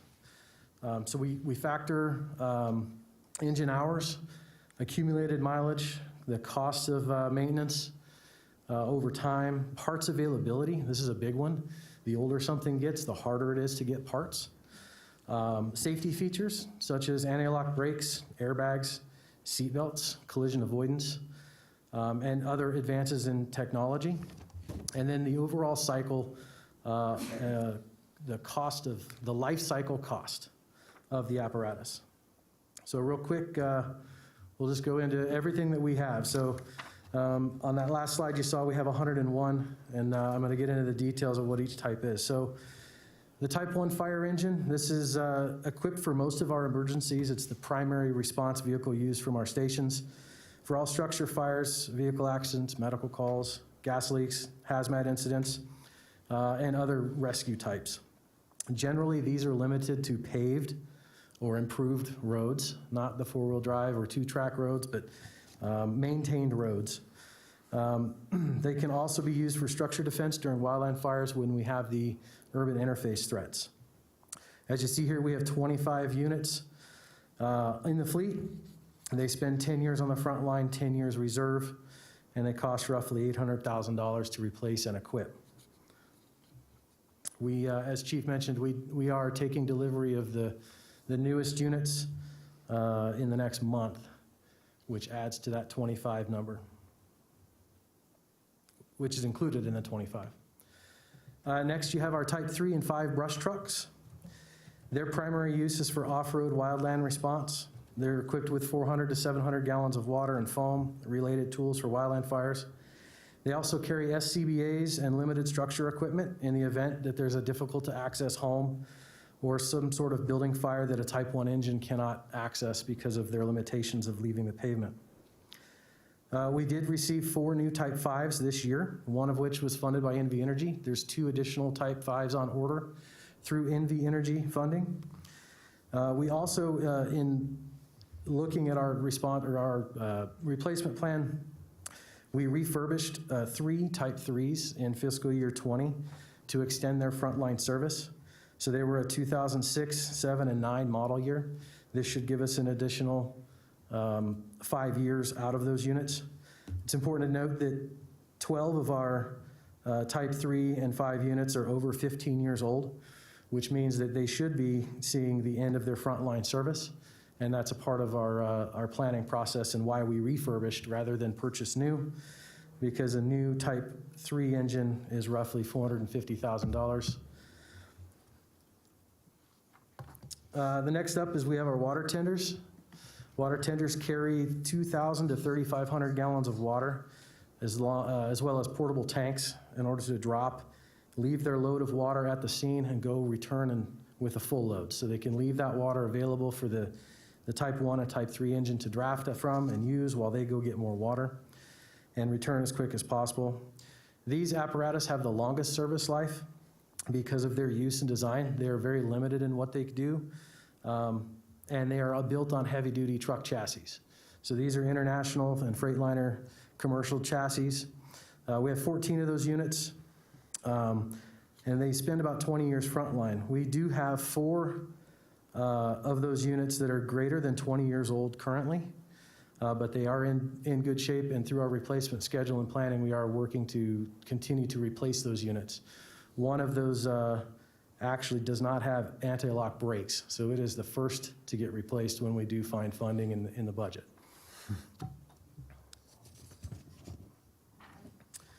It's a 1990, so it's got some years under it.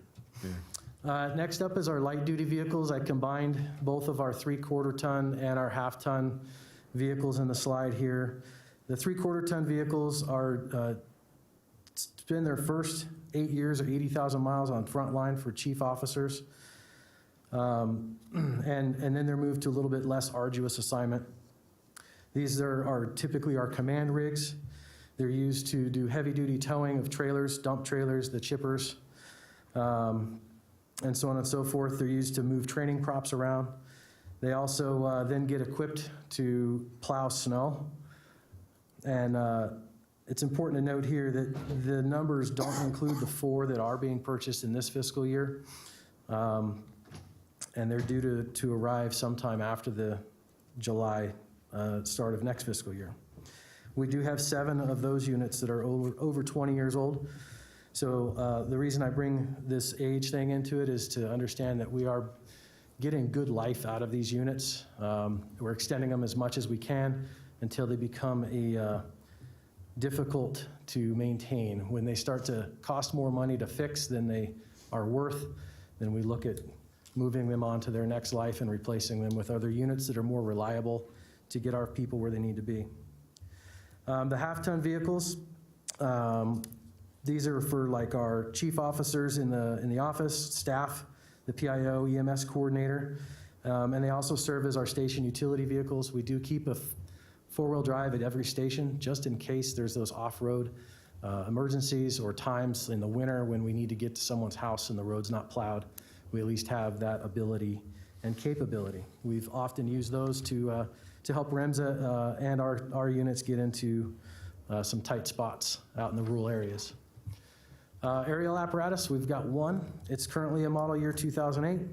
Has a lot of the same equipment as a Type 1 engine, except it has a 2,000 gallon per minute pump as opposed to a 1,500 gallon, and this 100-foot aerial platform for elevated master streams, roof access, and sometimes you can be used for rescue.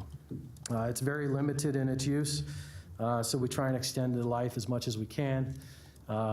We'll approach that 15-year mark, even though we bought it, refurbished it, but we'll approach that 15-year mark in the next couple of years.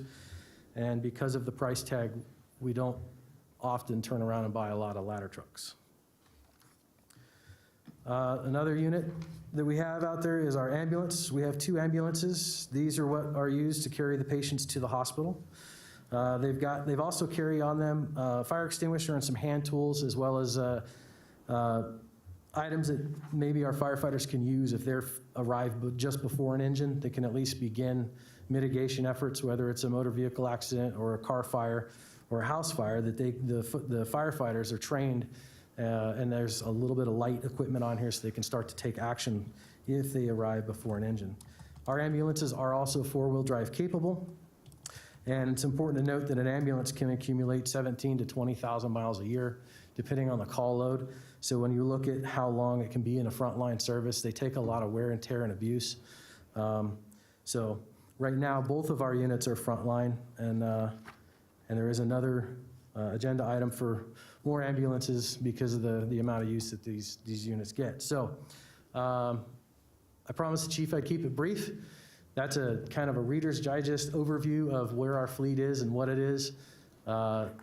In that presentation, there's a lot of average years, and don't be fooled by average years. We do have a lot that are older than that average. And like I said, we try and plan to use them as long as we possibly can, as long as they're reliable and they're safe for our employees before we look to replace. Thank you, Chief Shum. Do appreciate you giving us that overview of our equipment. Commissioner Hill, I have you signed in first for questions and comments. Thank you, Mr. Chairman, and thank you so much for this overview. Being the new commissioner, I was curious what our methodology was when we were looking at purchasing vehicles, and this was very helpful, really well done. Thank you so much for doing this for me, and I hope it also helped the community to understand that we're really being thoughtful when we're looking at purchasing vehicles. I had a brief moment to speak to the chief, and there may be some opportunities to look at policies for our light-duty vehicles, to look at a greener fleet, and I've committed to help with and ask the green team as well at the county to help with a grant to also find a charger that we can get on site, so y'all could look at leafs for certain employees as well. So I'm hoping that that effort will be something that we can really show, like how green that we're looking at for Truckee Meadows Fire. And thank you again to the board and Mr. Chairman for allowing me to get this presentation and better understand our policies.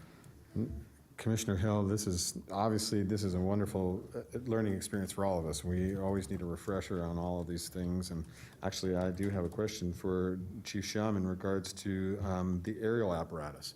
We did bring the ladder truck on last year and have trained a number of staff, and that is located down at Station 33 off of Foothill Road in the Southern Battalion. But how often are we utilizing that aerial apparatus, that ladder truck, in calls these days? And are we seeing the benefit of it? And is there a need to expand potentially those uses to the Northern Battalion? Well, that's a good question. So with the age of that unit and the more we use it, there's also that the cost of ownership piece. So it does see its fair share of time in the shop as well. The maintenance costs and time to do that maintenance does add up eventually. I know the crews enjoy having it. It's a great tool to have in our arsenal. It does respond to the North Valleys on all structure fires first due. It's also in that auto aid response zone in the south with Reno Fire, so it's a capable unit there. As far as how often the aerial actually gets used on fires, that's something that's not even predictable. It's dependent upon the type of structure you go to, the type of fire in that structure, whether or not you actually need to use the aerial ladder to gain access to the roof, or ground ladders are sufficient. There's a lot of factors that play into that. In the past, we had to rely on our partners at Sparks and Reno to bring us that if we needed to gain access to the roof of a commercial building, whether it be one of the warehouses down south or up north. We now have that in our arsenal. So I can't specify, exactly how often it gets used. It's a tool that doesn't get used all that often across the country in a lot of departments, but it's one that the more we have, the more we will use it, because it is a safer way to access these taller structures at a lower grade. I don't have the exact response data And that's for okay. that. That's okay, Chief. I do, and I appreciate just the acknowledgement that it is a tool in our arsenal that is a needed tool. And I know for sure we used it just last year at through mutual aid with the city of Reno at the fire down at the apartment complex that lit on fire. And the only reason I bring this up is that we continue to see a number of buildings built in the unincorporated area, larger warehouses, larger spaces that could very much utilize that throughout Pyramid Highway, Sparks area. We've got a number in North Valleys through Lemon Valley and also into Cold Springs, where that piece of equipment would be very much beneficial. I'm watching the trainings down just when they were training on it by the Winco, the grocery store. And as we continue to discuss more automatic aid agreements with the city of Reno, I see that as a true benefit, not only for those, as you say, you can't predict them, but when you have the tool and it's highly functional, it is a benefit for us. And I think as we also talk about capital expenditures, as we had Mr. Smith here earlier, is that as we redevelop stations or refurbish stations, only certain stations can fit that truck. Right now, one. And so, but 2 stations, 45 can do it, I believe, as well. But we need to think about that as a potential going forward. Yeah, it has been contemplated about putting another truck company into service in the north. How and when and where that happens is still yet to kind of unfold before us. I think all the different changing and moving parts with our service delivery, we're very nimble and flexible, and it certainly has been a part of the conversation is figuring out when that trigger point is to actually put a ladder truck in the north. Fortunately, we do have, Sparks has 2 ladder trucks, as well as the city of Reno has got one that's closer to the north that help us quite a bit, but it has been in the conversations as we've started to figure out how we're going to expand the fleet moving forward. Well, and I think it's great. I think that's important that our fleet schedule and our fleet understanding moves parallel with our capital expenditures and our capital plans as well, just so that we are aptly ready to respond to a number of those situations. So thank you, Chief. Commissioner Jung, I have you signed in next.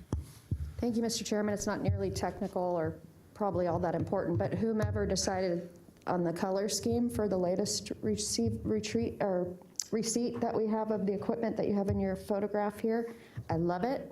I love the all black. I wish it was flat black, and I wish we had the spinny wheels when we showed up on the firefighter. I think it is the coolest looking fleet in all of this county. So I really love that black. I think it's very hip. I think it's very current. And I know Willys will not be the next thing that we get, but maybe we can black out the rims or something, because I think it makes us stand a little bit. I know I live in a rich fantasy life. I don't drive anything like that, but I think it is good too. I mean, as much as we say, hey, it doesn't matter who shows up, but I like to look the best when I show up and the coolest. So whoever decided that design, I am right on board with you. I think it's very hip and cool, and I didn't know where to put this in, so this is where I'm sliding it in. Thank you.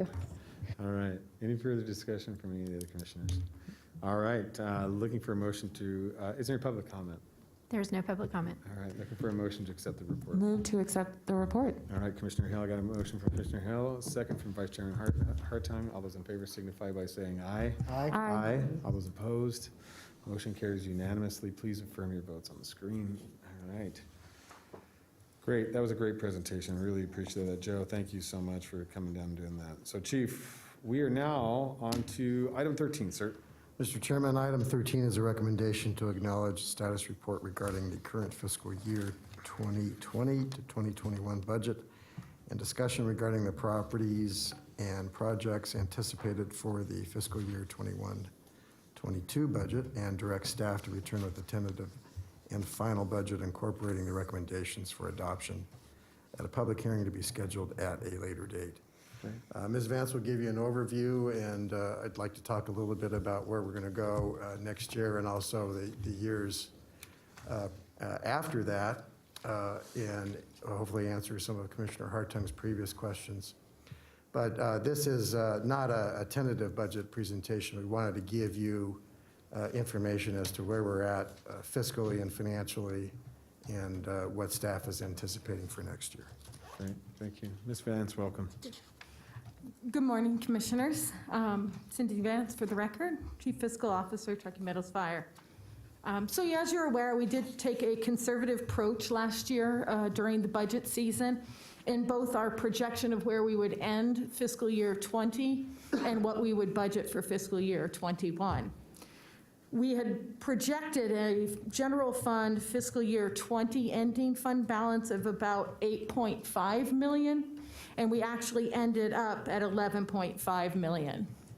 So much of that was due to expectations of certain taxes declining that did not.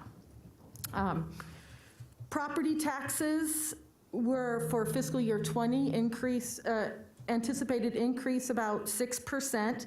And we are on track to actually see that increase to fruition. We're expecting about 21.3 million. And this year, we're expecting another increase of about 6% at 22 million. Our consolidated taxes, which we had expected to take the biggest impact from the pandemic, really reacted differently. So in fiscal year '20, we had a budgeted amount of 9 million, but we had reduced our projection down to 7.8 million during the fiscal year '21 budget presentation and projection to where our ending fund balance will be. But we did end up receiving about 9 million there.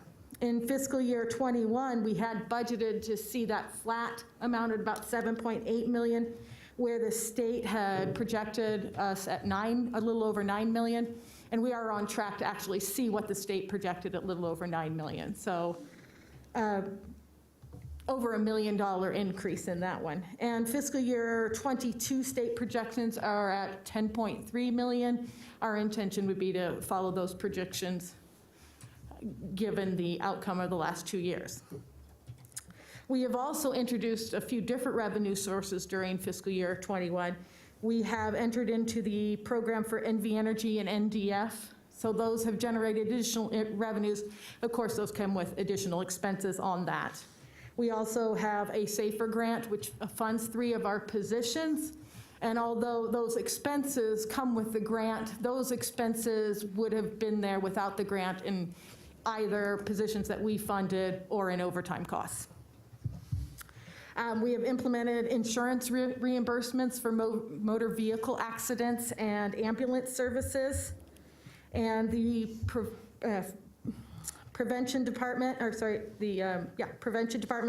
has been entering into an agreement where they've started for plan reviews and inspections. So we are seeing quite a bit of an increase in that department also. We did again see some expenditures increase, which would be NV Energy and NDF. Those came with their own expenditures, but also their own benefits with the fuels crew. We also have some increased overtime that was more than expected, especially with our services, running more ambulance crews and just, the host of the COVID. We also have to backfill when people were out sick, and that was not covered by FEMA. We had a 3% COLA for fiscal year '21 and '22, and we had about an insurance increase about 10%. We're still seeing a lot of insurance increases. We would like to try to keep down, but that's probably not going to happen. That's just the economy and the insurance industry. We are expecting also a PERS increase for fiscal year '22. We do anticipate bringing some additional budget augmentations to the board before year end, and that'll be including to true up the NV Energy grant and the SAFER grant from our projection to what actually we spent, so that the revenues and expenses are equal. And since we do have a higher fund balance than expected, especially coming into fiscal year '21, we would like to present some transfers to cover some of our unfunded liabilities, possibly including OPEB or our accrued compensated absences. And we will have an emergency fund augmentation. Although we budget extremely high in that fund, it was a significant year with fire and the COVID responses. All of those are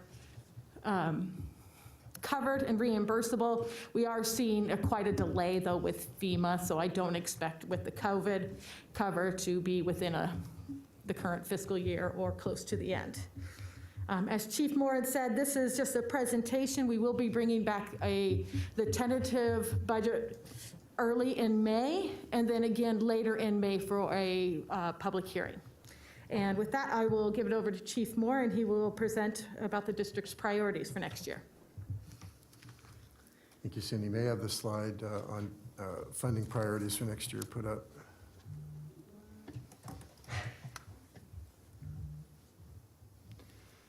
So in our strategic planning process, what's come across loud and clear from our employees is they'd like more support on training.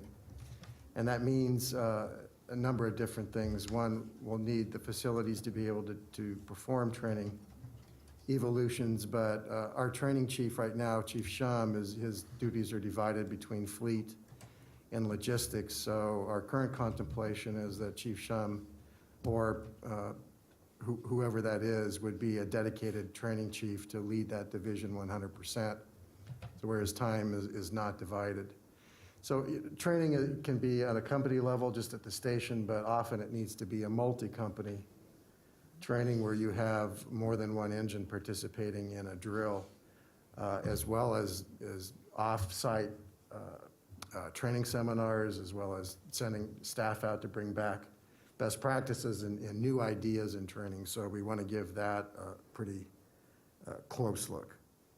We do have some requests for staff positions, HR, in EMS, and in fire prevention. Those are the three that I'm aware of. So we're going to look at how we would fund those and whether or not we could rely on using a contracted position or if we would actually bring them in as an FTE. Facility development, we spoke about that, but the master plan is what I'm most excited about.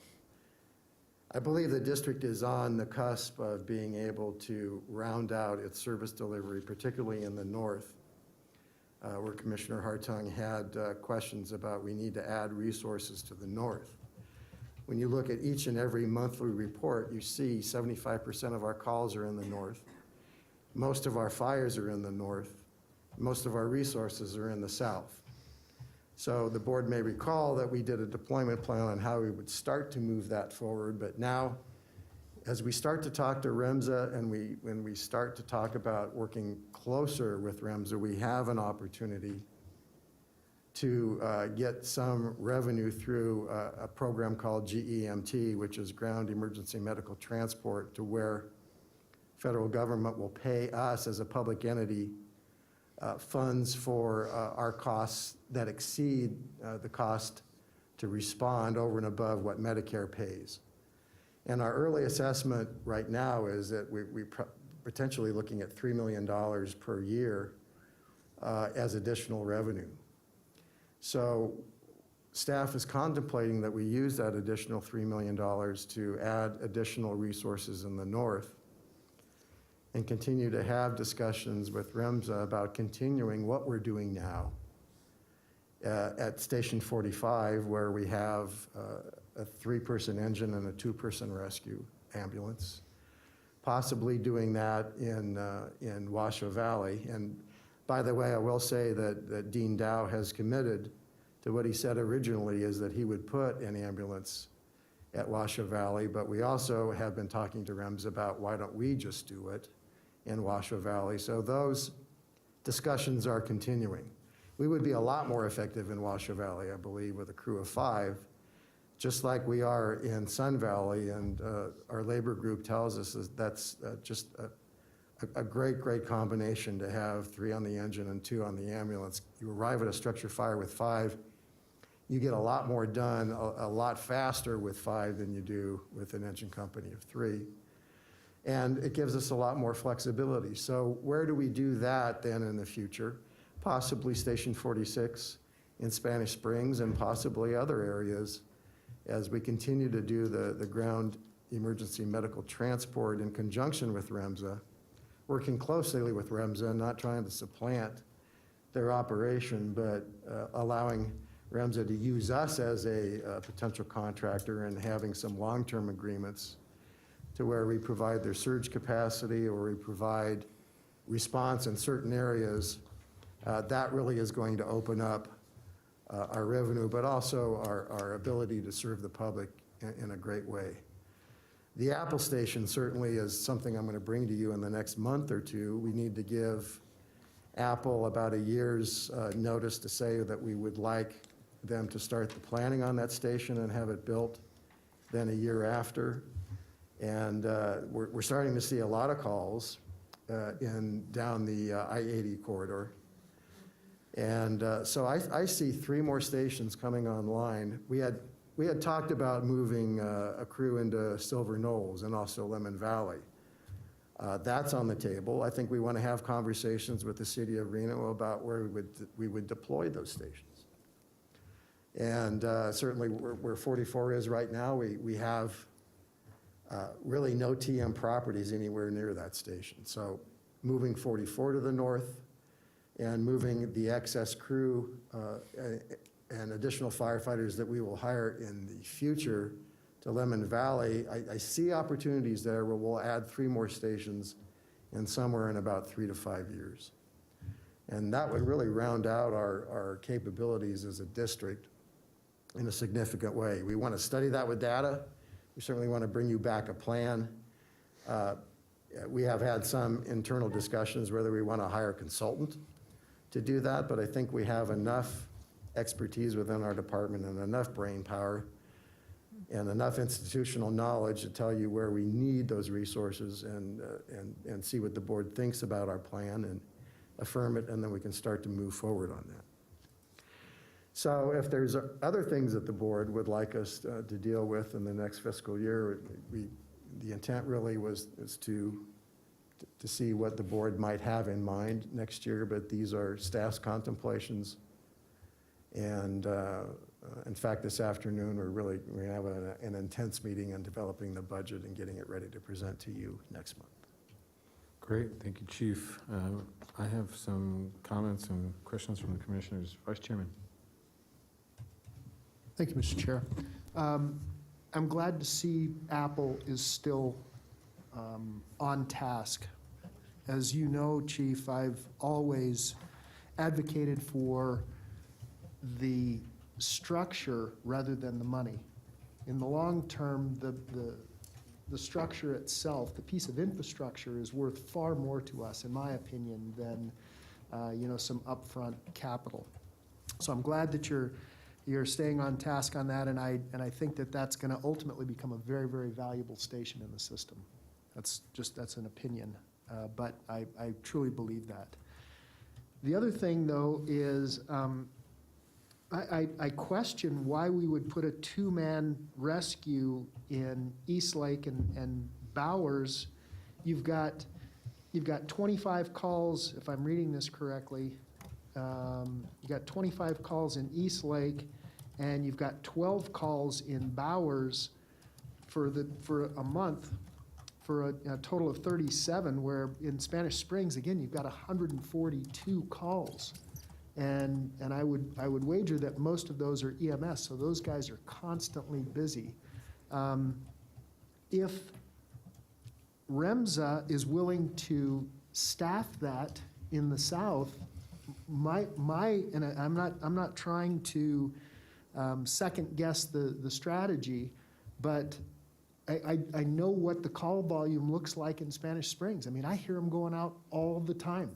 They're less than a mile from my house, and I hear them going out all the time, lights and sirens. Can't see the lights, but I can't hear the siren. And so I think that it would be a better used resource, because it could also reach out into Palomino and the Winnemucca Ranch area, and it could really alleviate some of the pressure that's being put on, again, by the senior facilities, and they're only going to grow. They're only going to grow. So I'm not trying to take away from the south. That's not my intention. We really don't see the call volumes down there that we're seeing in the north. So those are my comments. No need to try to convince me otherwise at this time. I look forward to seeing the reports and seeing what you guys come up with. Thank you, Mr. Chair. Thank you. Commissioner John, I have you send in next. I think thank you, Mr. Chairman, to the Vice Chairman's point, which I'm sure you have an algorithm to all of facility development that we probably don't understand. But one thing I would, and I'm certain you already keep this in mind, but I want to state it on the record for other commissioners to think about, is also look at who can come behind and help if we couldn't be there. And from what I understand in that Washoe Valley area, we also have mutual aid with, an auto aid with Carson. When you get up into more of our frontier area, and again, I know that once they get to a certain boundary, they don't pay any taxes for the fire service, but they're still human beings that need service, right? You don't just say, well, sorry, you didn't pay. You got to do it at home. But really keep in mind, and I'm sure you are, I just wanted to reinforce what the vice chairman is saying, and that is really look at if there's any other backup, and if there's not, that's really where a facility needs to be. But I would also caution, so that we don't get into this situation where, yes, we have fire stations that are right squat in the middle of the city of Reno because they did not listen to this commission, and certainly not this commissioner, about annexation. And we don't want to get into where we're in these islands and they get to absorb our responses, and most importantly, our taxpayers to respond in that area. So I still stand by my public admonishments that it's an arms race if we don't get to talking about how best to place these services and facilities. But really critically for me is there any other agency that could provide us backup? If there's not, for instance, in Spanish Springs, we know we're on our own out there. Nobody else, mutual or autos us, whether it's the tribe that won't go off their facility or Sparks, who doesn't have the bandwidth either. None of us really do. There's no fire service in Washoe County that is so flush with money and staff and resources that we can do whatever we want, whenever we want. So I'm just reiterating what the vice chairman says, and I'm sure it's already part of your decision process. But there are areas that have no other secondary service to them, and I think that should be a critical priority as well. So thank you, Mr. Chairman. Thank you, Commissioner John.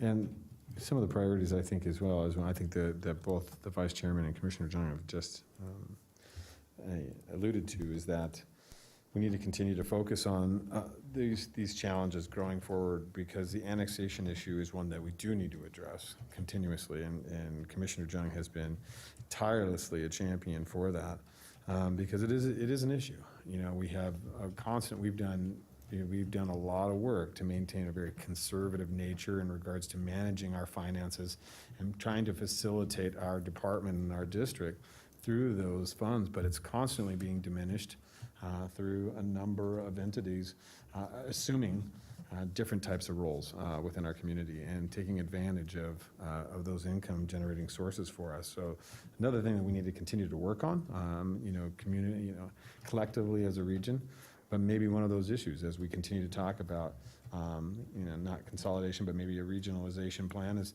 how do we share those funds? How do we make sure that those funds are aptly used? So it's highly functional, because we talk about the Apple Station.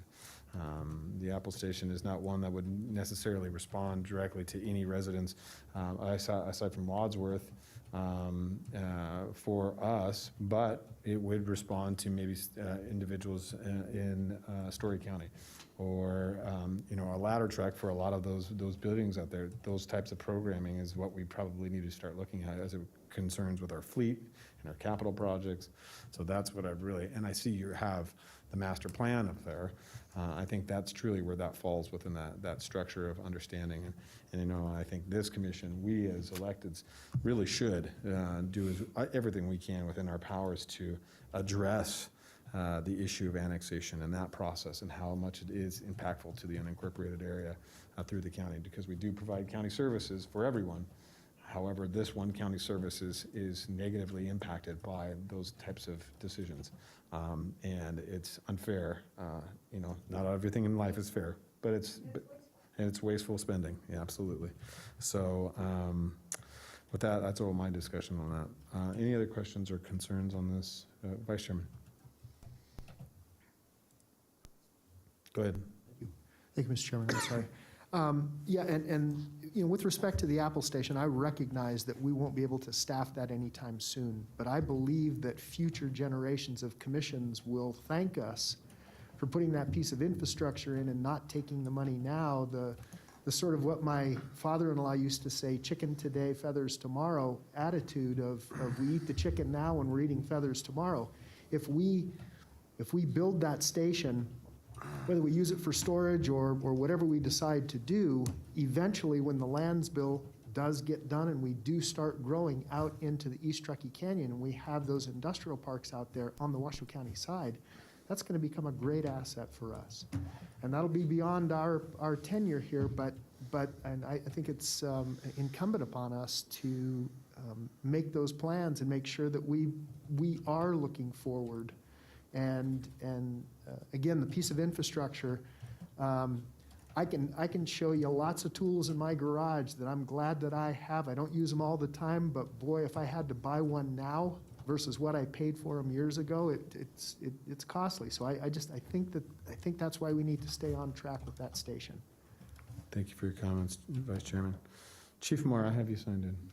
So I do believe it's going to be possible to staff the Apple Station and not in the not too distant future based on where we're heading with our discussions with Remsa and our deployment plan. I don't think it's far-fetched that we could, once that station's built, that we move firefighters and equipment in.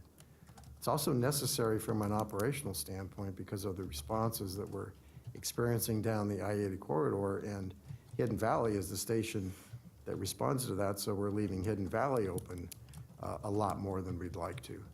So I think you'll be pleasantly surprised when we get the master planning process underway that you'll see staff has a pretty good plan of putting some resources where they'll do the most good. All right. Anything further from Ms. Vance? Chief, you have anything else? All right.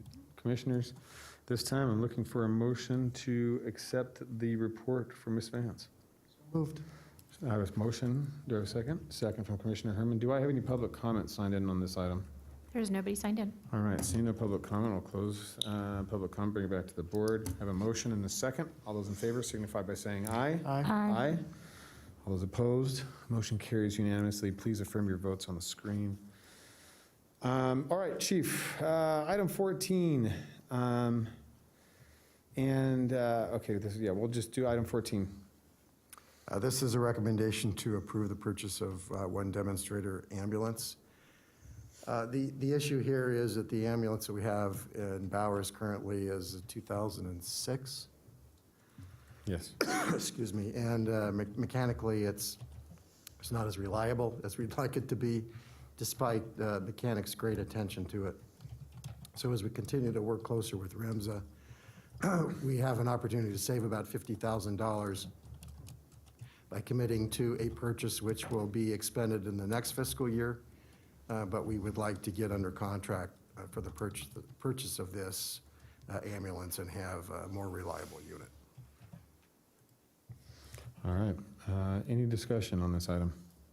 Seeing none, looking for a motion to approve. Do I have a motion?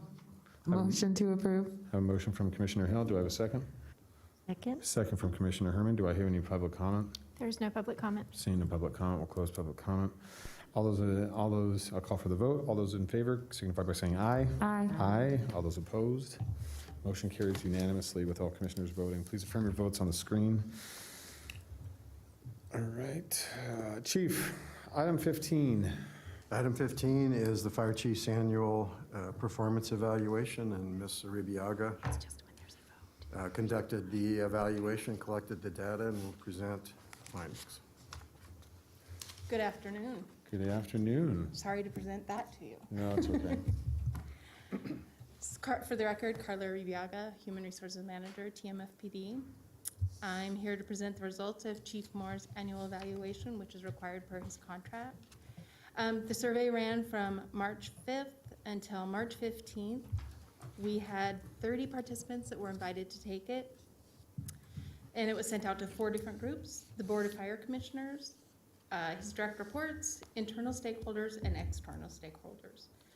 27 of them responded, so we had an 87% respondent rate, which is awesome. The majority of his responses showed that he exceeded expectations or meets expectations in all areas. They included leadership, work ethic and integrity, communication skills, and then of course the overall evaluation. For each of those areas, we had 5 people for his direct reports that completed it, all 100% completed it. We had fire commissioners, 3 completed it. Internal stakeholders, we had 9 who were requested, 8 requested, 7 completed it. And internal stakeholders, we had 12, and all 12 completed it. So, you have any questions on his survey? All right. Thank you, Mrs. Carrillo. We do appreciate, Carla, you doing all the work. I believe the process that we put forward was a very robust process and allowed for some very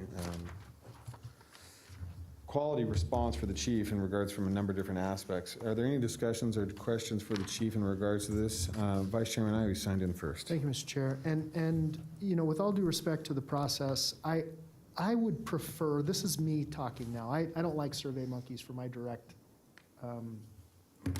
the employees, which we only have 2. I would rather sit with them. I want to talk to them. Survey monkey for me is so disconnected. I mean, I feel like I'm doing a review on a product online, and I don't like that. I don't like that. I think the chief has done a phenomenal job. I want to sit with him. I want to look him in the eye. I want to talk to him directly. That's me. So those are my comments. Thank you, Vice Chairman. I appreciate it. Commissioner Jung, you signed in next. Thank you, Mr. Chairman. And I want to point out, Mr. Fire Chief, I thought you left it out, and then I found it in further reading. One of the, beyond all the other accomplishments you've had, I think what the overall accomplishment this year, right, when we do you as under your contract, is really a culmination of a lot of things that came together after many years of working on them and pushing and politicking and all the things you have to do in the chief positions. And I was going to say, where are those mechanics we hired? But they're on here. And I think that also made, not that we ever had anything to prove to anybody, we knew that going in standing this up, but I think it has legitimized us so much that we have used the money that we bring in, which is discrete, meaning it's on every taxpayer who gets our services, plus extras who we give services to because we're humanitarians and safety-oriented. But I have to tell you, this year for me, looking back at when you came here in 2009? 12. From where we came into where we are, you have really built an empire, and not in the negative way that we often refer to bureaucrats as building their empires. It was really a function of this board pushing hard. And there were times when Ms. Vance, who's probably not here now, I know was scared to death how much we wanted to go forward and move on, and kept us kind of with some reins on us as much as you can, 5 commissioners, to be mindful of our bottom line and also to be curious about other ways we can deploy our services so that the community knows that we have their back and they don't need to worry about us or you and how to manage something that is so strictly a subject matter expertise. It's not something that you feel like, well, it feels good. Well, there's real data that shows us how to do this. So I want to congratulate you on that. And you didn't put in here, though, how much vaccinations our firefighters have provided in areas that are difficult to get to if you don't live there. And this is where I love our community service. We go to the people where they're at. And I know people showed up for your vaccinations from all over the valley. We don't look, do you live in Reno? Do you live in Sparks? But mostly, I want to say part of that whole culmination to this really successful, steady, well-ran, not in a position of lurching and jerking and, oh, we're this much below, but really even, as to use the chairman's vernacular, the conservative way in which we approach the fiscal situation. I mean, who can look at their budget and say this just in this valley in terms of what we predicted? And hallelujah, the way it turned out, and we still don't know. Ms. Vance would pull me over and say, well, we don't know what's gonna happen next quarter. And I get it, you're right. There's no time to celebrate. We're not popping corks, nothing like that. But we are so lucky as a board to not have to be cutting and struggling and laying people off at this point. Because, I really had a deep pit in my stomach thinking, here we go. And that is largely for your leadership and your conscientiousness. And it really has blossomed and grown and become something that I'm so proud of. And I don't like to name staff from the dais because it's kind of a management issue, but so I'll just name his position. Your public information officer has really created an awareness of the reality, which is I think I wrote you an email to this effect, which is there is no other fire chief in this region who is more known by face, name, and behavior than Chief Moore. There's no one. And he doesn't even, because he has a great PIO, he doesn't go right and push everybody out of the camera space to be able to speak. It's his, I call them staff sergeants. I come from the military background, my dad. It's the real workers on the ground. And the good thing that the PIO does too, and I know this takes more herding of cats, but really reinforcing to your staff what the message is, how to speak to the camera, and I'm sure they're all already great at that anyways, because firefighters have to be nimble and socially kind of okay to make mistakes if necessary, but to speak their truth. So I think you've done a great job, and I think the legacy that you've provided for this establishment and I don't know, I mean, we had your union rep show up today and said, we haven't been here in a year because we have no complaints. Have you ever heard that from a union? We have 17 unions. I've never had a union tell me I have no complaints. I'm just gonna tell you that right now. I mean, some are bigger than others, right? But we have a lot of collective bargaining units. So I think this is really a time for you to look back and along with Mrs. Fire Chief, who is always I'm not going to say she's the brains behind the operation, but I know she's the emotional support behind the operation. So I think this is a time for you to celebrate and really go through a ritual. Maybe we have a party for the chief or some sort of thing. Because I think that what we've gotten away from so much in government and bottom line and Miss Vance's philosophy, which I love, I always need to be pulled over, is to also have those rituals where we celebrate the successes that we've had. And I can tell you, this fire chief came in here with nobody really cheering him on. In a community that is so very insular, that loves to say they're insular, so it's already so hard to get into. I get it. I've been here for 22 years and I still feel like, well, I'll never understand this. So I know how hard it is. Bobby Lucy, though, says I'm a honorary native Nevadan. But I just think that this is a time for you and your staff to really celebrate, because this was not an easy lift. And I don't want that to be diminished, especially for the new commissioner. How far we've come is just a whole different conversation at each of these meetings and where we're going, and you having the confidence that comes from the credentials, the experience, et cetera, in a lot of ways, you dragged us to some of these places that we were just ignorant about, just because we're not subject matter experts. I will say I know more about fire than I ever wanted to know in my life, but just enough to be dangerous, right? I don't really know the real nitty-gritty. So I think you, and I agree with the vice chairman, and I don't know how we'll fix that in evaluations, but it's true, there's much that's lost, but I also understand why they want to collect this as a data-wise, especially a data mark for human resources. So we get a flare, at least of a trending line of where this person is performing. So I didn't fill it out because I didn't make the deadline, because I don't sit in front of a computer all day, no offense, I just don't. And I don't have my face on my phone all day either. I think it's bad mental health. But so I wanted to reserve it for this date to say, really, I am so grateful for you. And I am so impressed by you and the team that you have created or inherited, and that they are also happy doing what they're doing. I didn't expect that this go around, frankly, with COVID and the fits and starts and the working, and as you said, all the overtime you had to pay because of that. So I give you a 10 out of a 10 when it comes to this in all the categories, and I'm just glad you stuck around and put up with us, especially us. So congratulations, I think you did great. Thank you, Commissioner. Commissioner Herman, I have you signed in next. Thank you, Mr. Chair.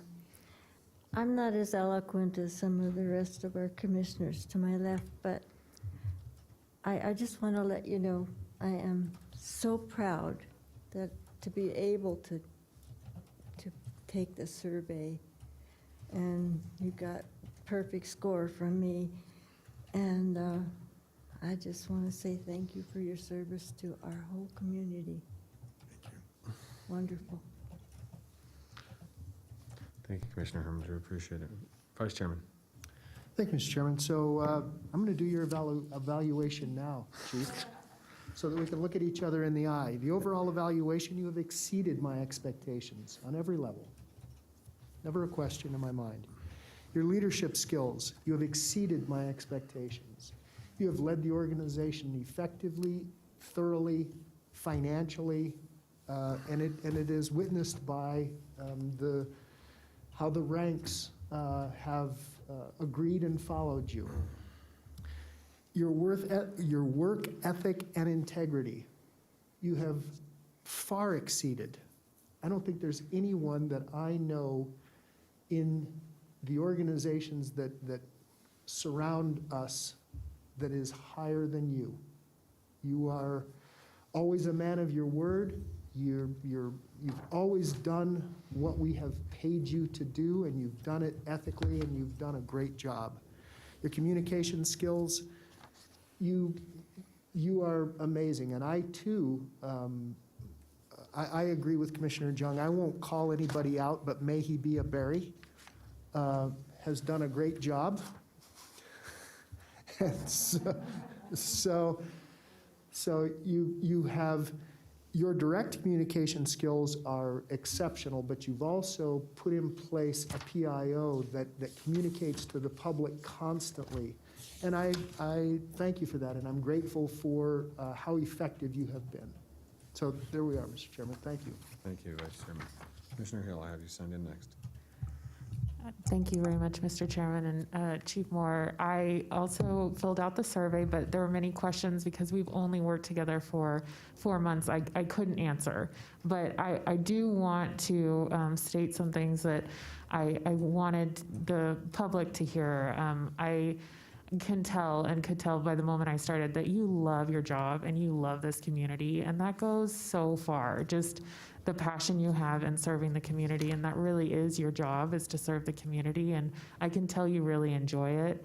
And I really appreciate how open you are to commissioner feedback, and how you write down our thoughts. You really look to see how you can make sure that our thoughts and considerations are part of your overall vision, and that's really important, and it's important to ensuring that we have a great relationship with you. So I really look forward to getting to know you better, and thank you so much for your commitment to the community. Thank you, Commissioner Hill. Chief, wow. I mean, you've heard quite a few the accomplishments and thanks that have been given by this board to you today. I mean, that should be raised enough, right? You don't want any raise today, right? Okay, never mind. I think the work that you've done, and Commissioner John pointed this out, 2020 was a very difficult year for all of us throughout the country. But your willingness to continue to lead, provide that leadership, a lot of those things went unannounced and unshown to what you have done. So much of our incident management team was comprised of Truckee Meadows employees under your leadership. So much of our response to vaccines have been done by you, and willingness to do those vaccines and provide those pods to a number of people. But in addition to the challenging years and having to alter the way we do business and alter the way we respond, on how that you still were able to accomplish so much in regards to the outside goals, and continue to operate our district and evolve. So in my opinion, that in itself is worth the merit increase within your within the ability to move forward of 5% within your contract.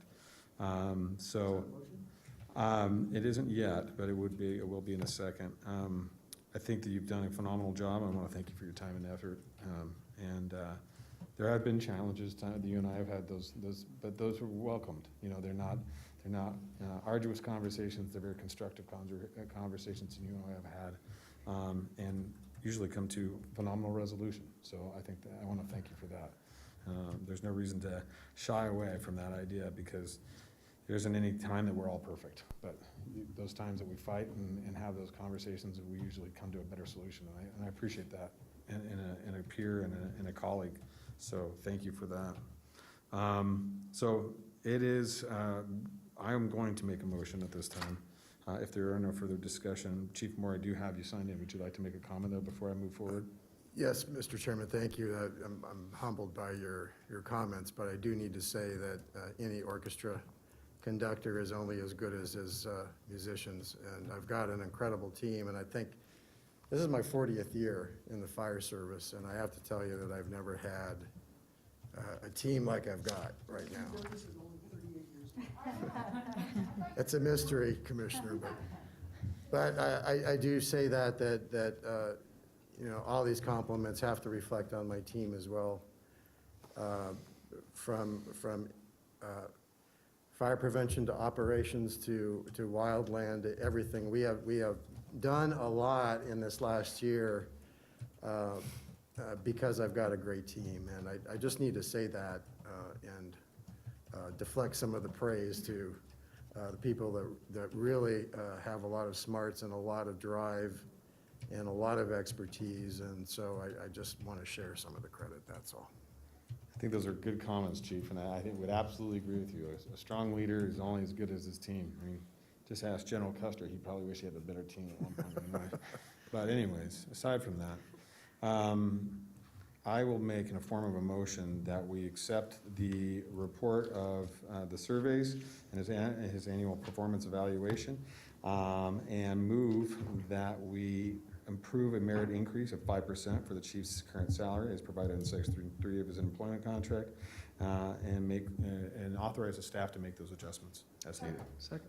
I have a motion from myself, second from Commissioner Jung. Any further public comment? There is no public Seeing no comment. public comment, bring it back to the board. All those in favor signify by saying aye. Aye. Aye. All those opposed? Motion carries unanimously. Thank you very much. Carla, thank you so much for all the work you did as well.